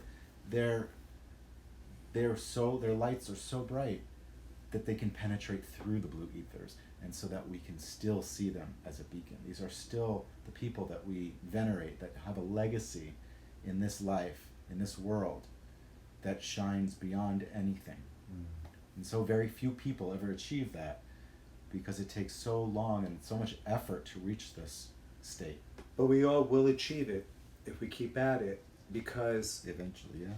Because even if you put these numbers like 8.4 million years to get to this, to be a human, in the realm, if you compare that into the realm of eternity, it's actually nothing, and this is beyond time and space. So this time is irrelevant, really. So it doesn't really matter, because we're all one with the divine. We'll all get there eventually. We all get there eventually. We just got to keep working at it and working at it and working at it. And one of the ways to release yourself of karma and to get closer to it is through meditation and yoga. And to do seva. Seva is a beautiful way of clearing karma too. And that's selfless service. That's just doing service for others that are completely selfless, that you're not expecting anything in return, and you're not doing to bolster yourself. Look what I did, I'm so great. You just do it. You do this beautiful service, you serve humanity. And that also helps clear karma. So, another thing that Yogi Bhajan said is that if the soul leaves through the 10th gate, the crown of the head, then it is much more likely to reach the fourth blue ether. So the meditation we're going to do now is called Shunia Karni Kriya, and it's a meditation on the crown, the exit point of the soul. And what we want to do here is we really want to, so the meditation, your focus of the meditation is up here, on that exit point. But you want to embrace yourself as a being of light, this angelic master that can only be achieved once you've gotten to this point in the fourth blue ether. And see yourself as a beacon of light. Envision this. And there's a posture you're going to have to hold it's going to be a little challenging. Let me see how much time we have. I think we could do the full time. I might have to cut it short a little bit, but we'll see how things go. So your left hand, the elbow is going to be tucked into the rib cage, and the palm is going to be flat, facing the ceiling, flat facing up. The right hand, did you have a question? I was going to say, are the fingers facing forward, to the side, to the back? Do we have? You know, it doesn't specify. So just where it's comfortable, basically. It Like says you're holding up a tray. the palm is up, the elbows bent, fingers and thumbs together, and the hand is flat. Okay. So it doesn't specify. I watched the video of Yogi Bhajan demonstrating it, and it wasn't completely forward. It was Okay, was that to it was the just- side a bit, like it was 45 just degree angle? in a natural position, Okay. whatever's natural Okay. for you. So it doesn't have to be 45 degrees or straight. Okay. It just needs to be flat, and it needs to be around shoulder height, because you're also going to have your right arm straight out, and they need to be at the same level. Okay. Palm facing down, fingers are all together, flat. Okay? The eyes will be closed, and you'll breathe very consciously, very slowly. So you might take some time to get yourself down to a slow breathing pattern, but you want to keep that breath nice and slow and conscious, okay? Okay, And this there's is where the ego mind might come in and say, okay, Oh, duck it out will. of class, duck out of class, go now, right? Don't listen to it.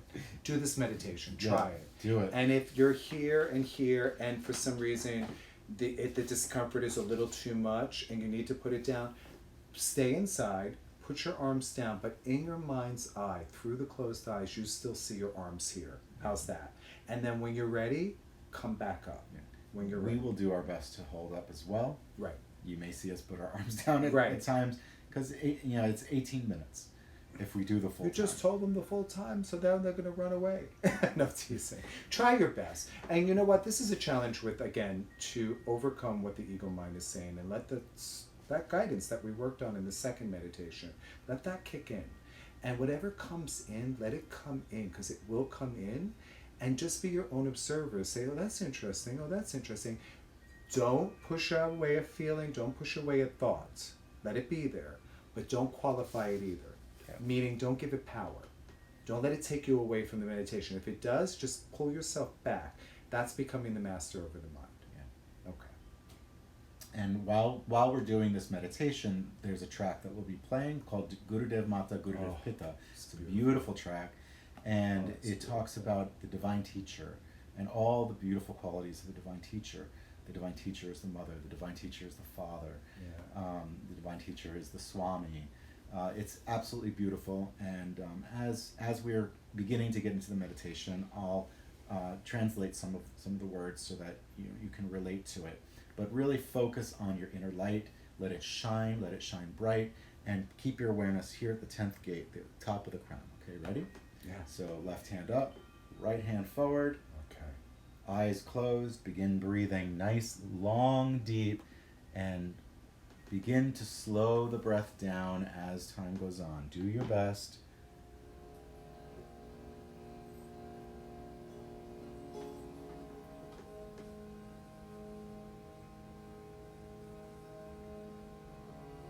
Breathing in and out through the nose.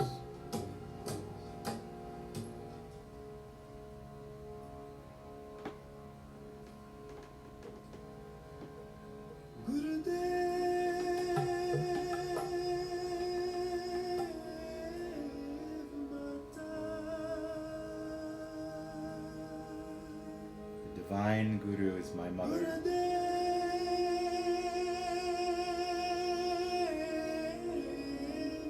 The Divine Guru is my father.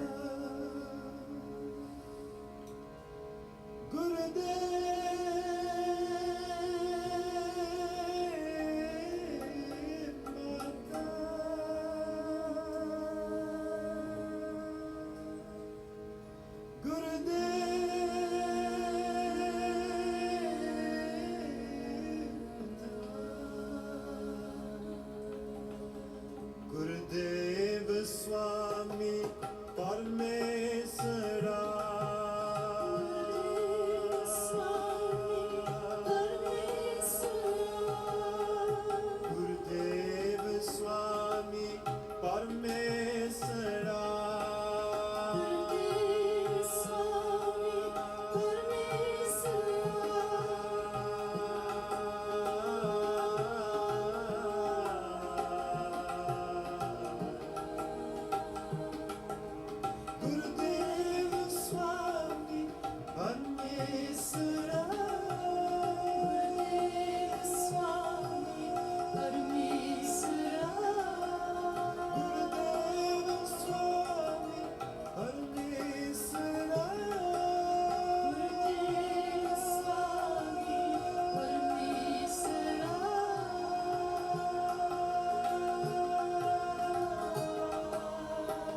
have no attachment.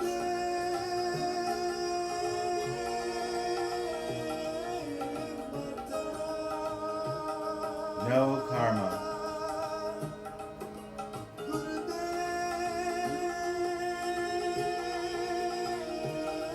A being of pure light.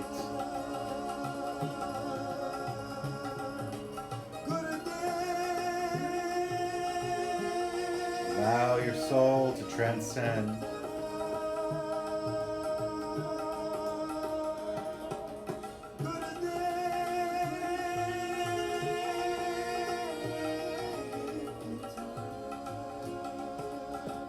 Release from the vehicle that is your body.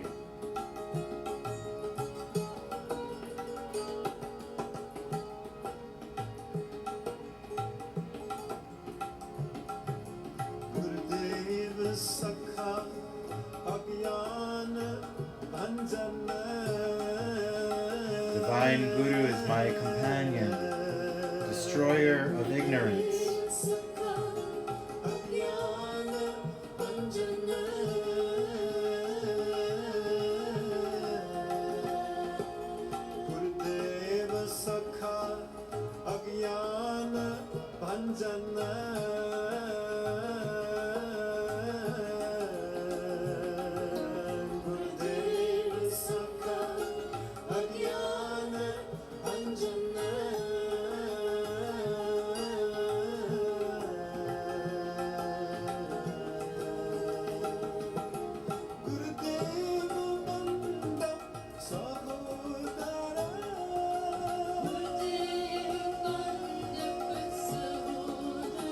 Divine Guru is my relative and brother.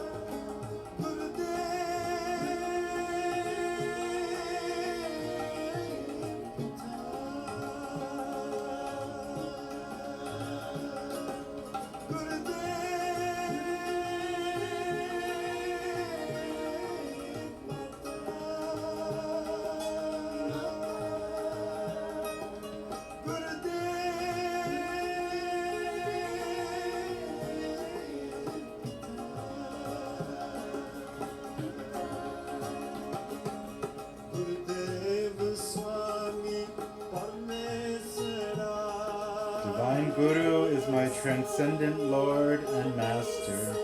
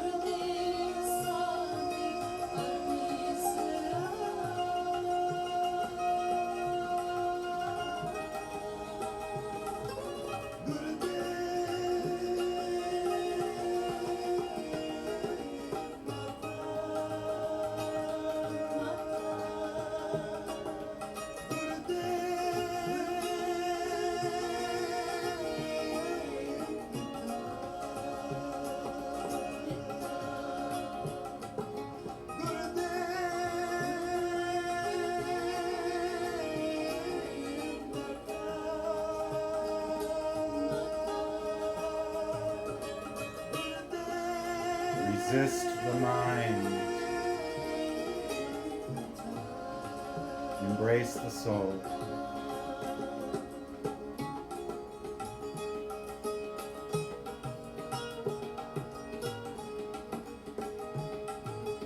You are a being of light, pure, blissful light.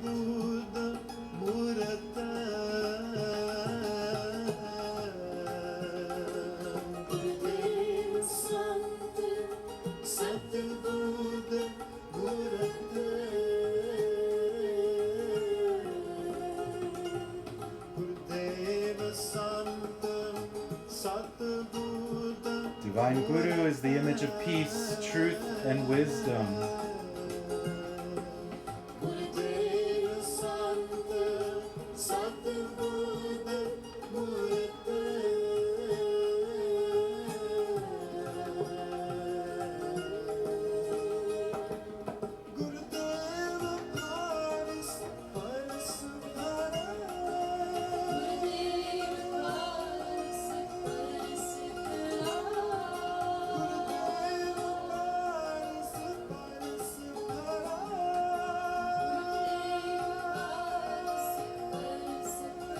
Divine Guru is the philosopher's stone.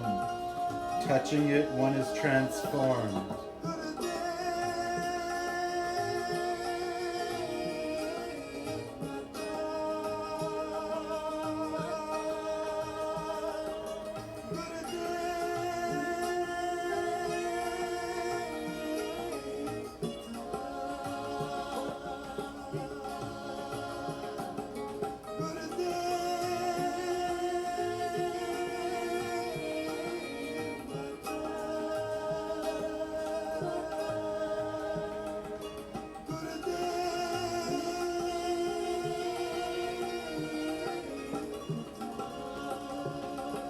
Focus on the crown of the head.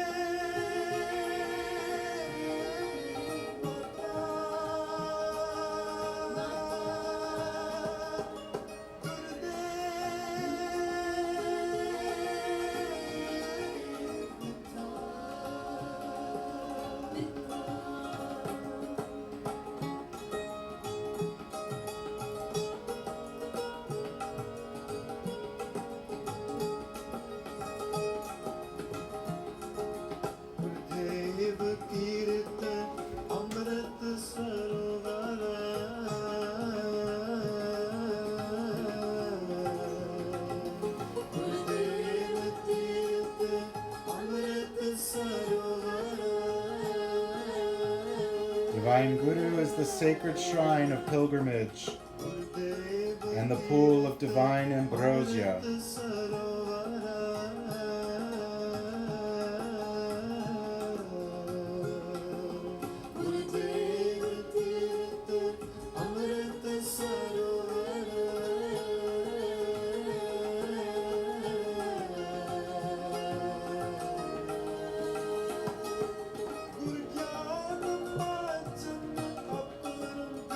Bathing in the Guru's wisdom, one experiences the infinite.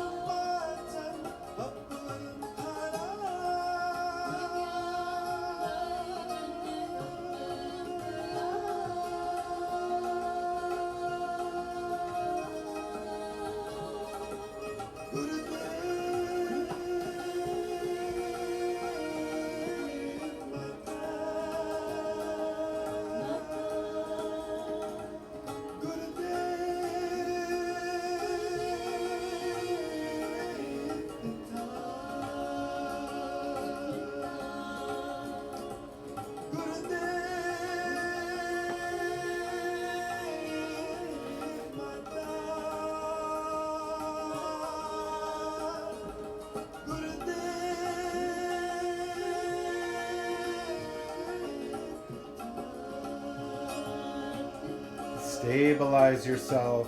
Gurudev Swami Parameswara.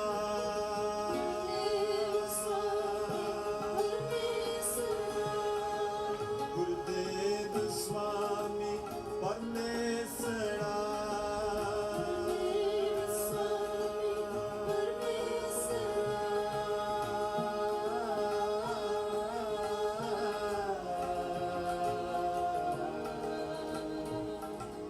Gurudev Swami Parameswara.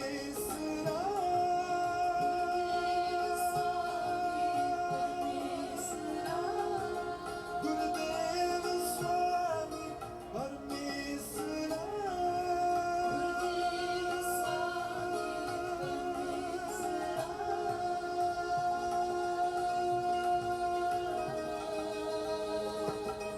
Let the energy travel up through your chakras. Generate energy from the base of your spine up through the chakras, through the crown of the head. Allow the energy to move up.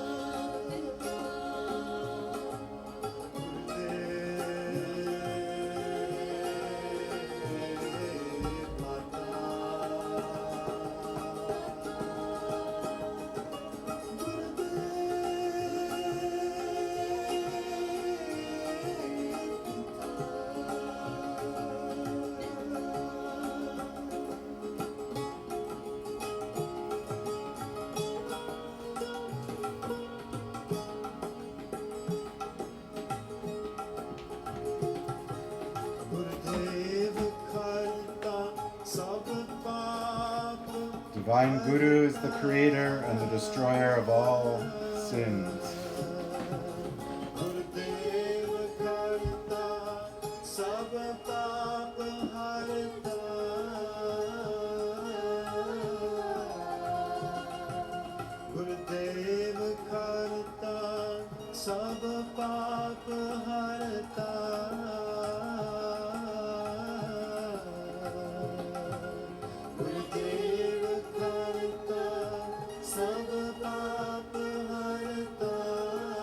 Center your thoughts at the crown of the head.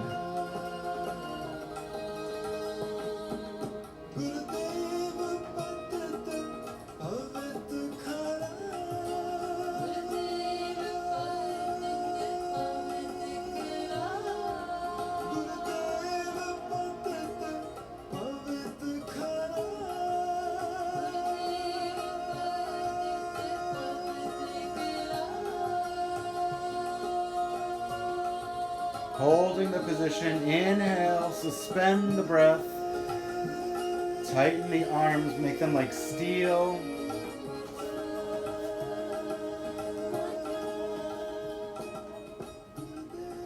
Hold the breath, keep the breath held, keep the arms like steel, it's nice and stiff.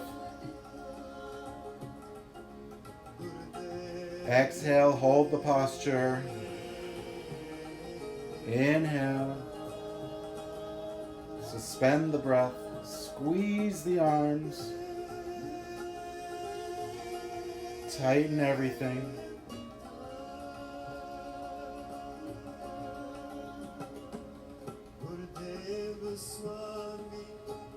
Hold the posture, exhale, inhale one more time. Squeeze and tighten and distribute the energy throughout the body.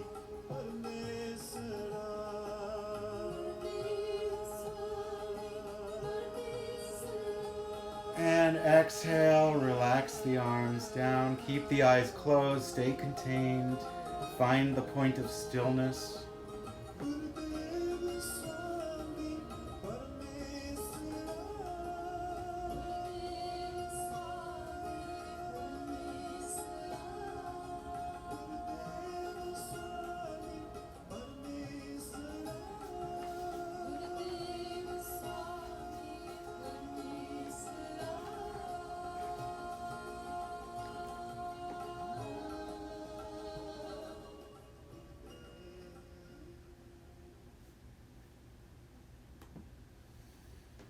And slowly open the eyes. made it to the fourth blue ether. I think you'll all love this next exercise that we're going to do for the fifth blue ether, which is a deep relaxation. But before we get there, I just want to talk really briefly about the final realm, the final blue ether. It's called Sach Khand, the realm of truth. Yogi Bhajan describes it as God itself. Notice he used the term itself, not himself Or herself. because It's- God has no gender, God is not an individual, God is everything. And in the realm of truth, this is where we merge completely, where all remnants of our earthly existence merge into the universal creation and creator, and all becomes one. There's a Which is still what we are inside anyway, right? I mean, that's Yes. the fifth ether is the merging into the one where, like Raj Karam said, there's no remnants left of you. But when you sit still, when you go into what we call Shunia, like that still point of meditation, and you find God within you, and there's no separation between you or God and God or you are one. You have that here. Right. It's inside you. The whole universe. we can is inside experience you. moments of that. Yeah. Absolutely. But once you reach this fifth blue You're ether, always that. this is your existence. You become You're back to source. You're back to Yogi Bhajan being used the God. phrase, "In all oneness is all one is." That's so beautiful. He had a way with words. So just quickly, Guru Nanak's words, Sach Khand vase nirankar, kar kar veke nadar nahal. In the realm of truth, the formless one dwells. By seeing all that is continuously done, the divine looks kindly upon us, and in that look brings everything to a state of completion. This is the ultimate stage. This is, everythingness and nothingness all at once. Titte kan mandal varban jeko kate ta antana ant. Titte loa loa kar jiv hukam tive tiv kar. There are worlds upon worlds, solar systems, universes. If someone tried to describe them all, there would be no limit, no comprehension of what the vastness is that we're talking about here. There, lights upon lights come into bodies and forms, and as the divine will guides them, so they act. Veke vigase karvichar nanika katana kararsar. The divine remains in a state of contemplation, seeing and enjoying it all. Nanak, describing this, forges the hard steel of truth. This talks about the state of pure bliss and ecstasy that is this experience. This is pure Vaheguru. It's a merger with all that is, like a drop merging into a vast ocean, a drop of water. It's limitless. It's the entire universe, the vastness of the entire universe, being infinite, and just trying to comprehend that in this life is nearly impossible. But what we're going to do is we're going to lie down. So I want you to lie down Straight flat on on your the back. floor in Shavasana. Arms will be by your side, palms facing up, eyes closed, breathing nice, long, and deep. And I want you to contemplate this fifth realm, this realm of truth, where you've merged completely with the entire universe. And may I add, if you can't get on the floor, if you can't lie on your floor, and you're on your couch, you can, or your bed, you can perfectly lay there too as well. So if you've been practicing sitting in a chair or on your couch, you can lay on your couch if that makes it easier, not getting on the floor. But those who are on the floor, please lie flat with nothing underneath your head. You don't want to have a pillow there. You can put a pillow on your belly or underneath your knees, but try to lie flat out, okay? So close the eyes, relax yourself, let go, and merge into the infinite, where you are God, and God and you are one.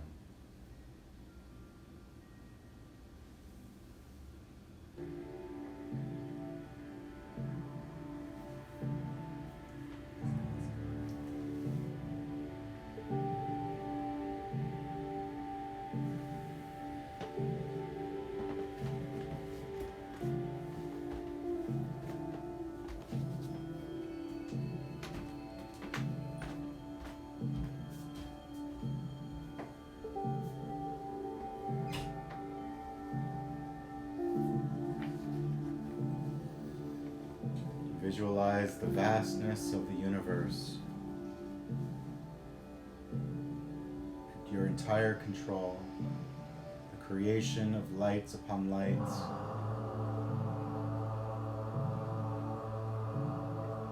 You are the divine. You spread joy, you spread bliss.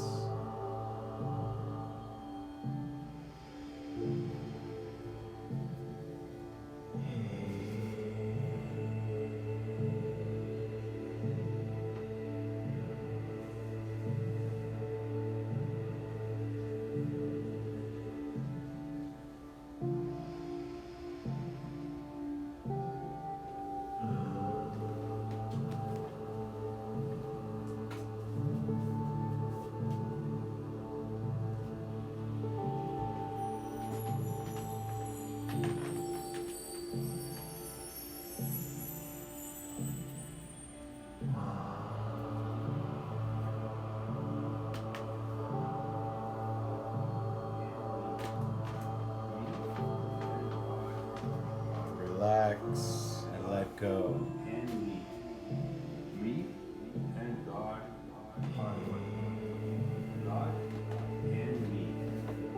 Me and God are one. God and me. Me and God are one. God and me. Me and God are one. God and me. Me and God are one. God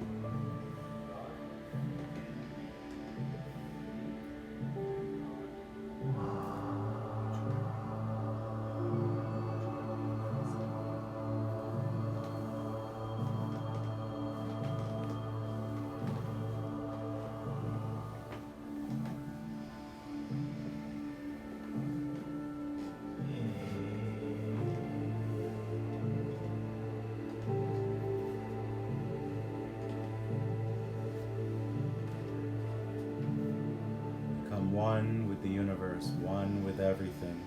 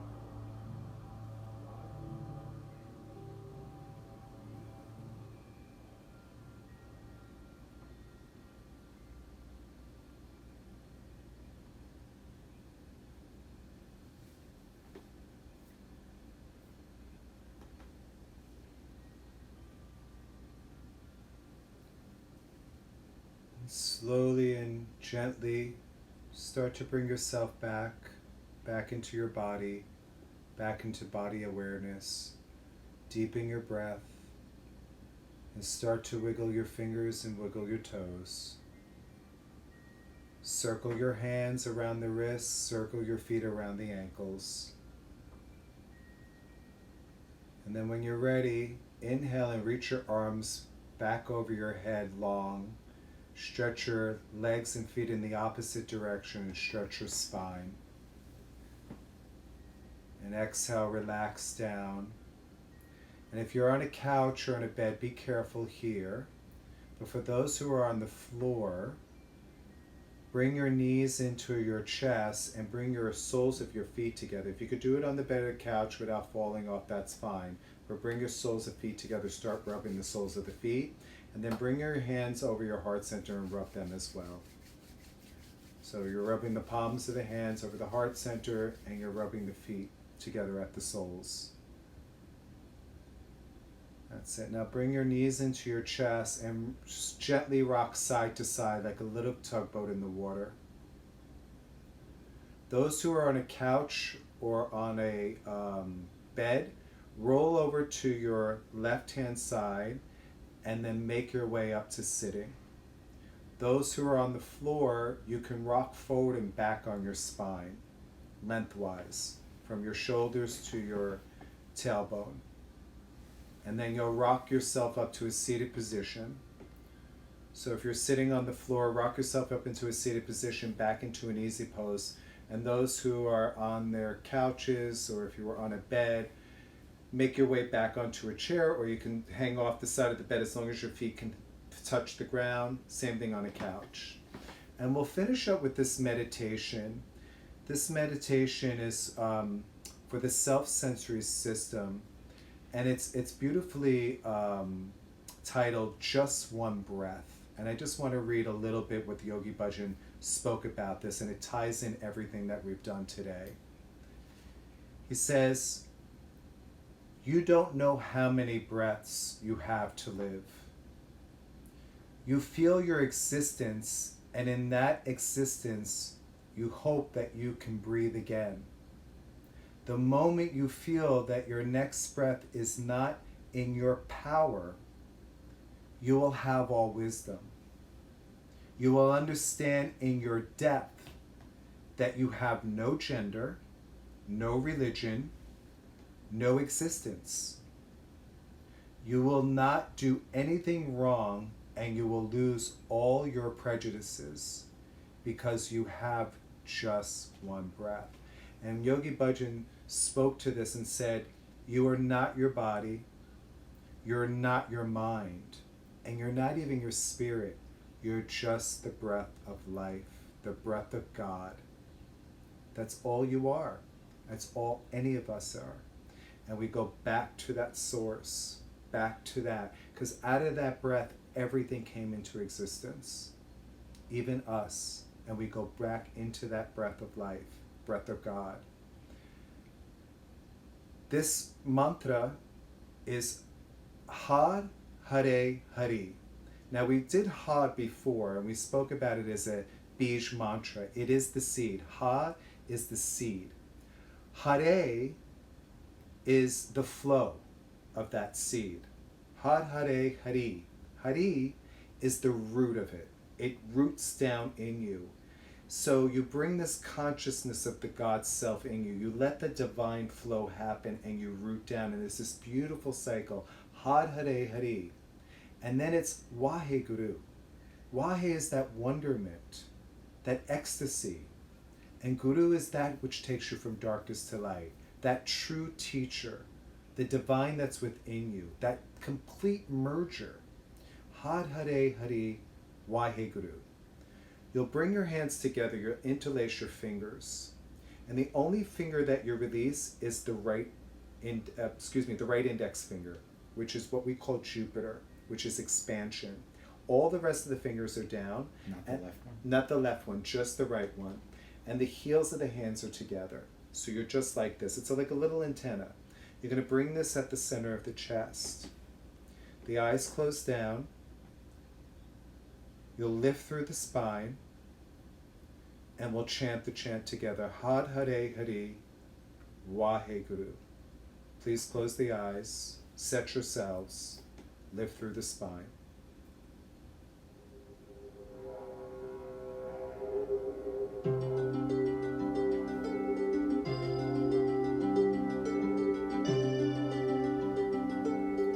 So through the closed eyes, focus on the tip of the nose through the closed eyes.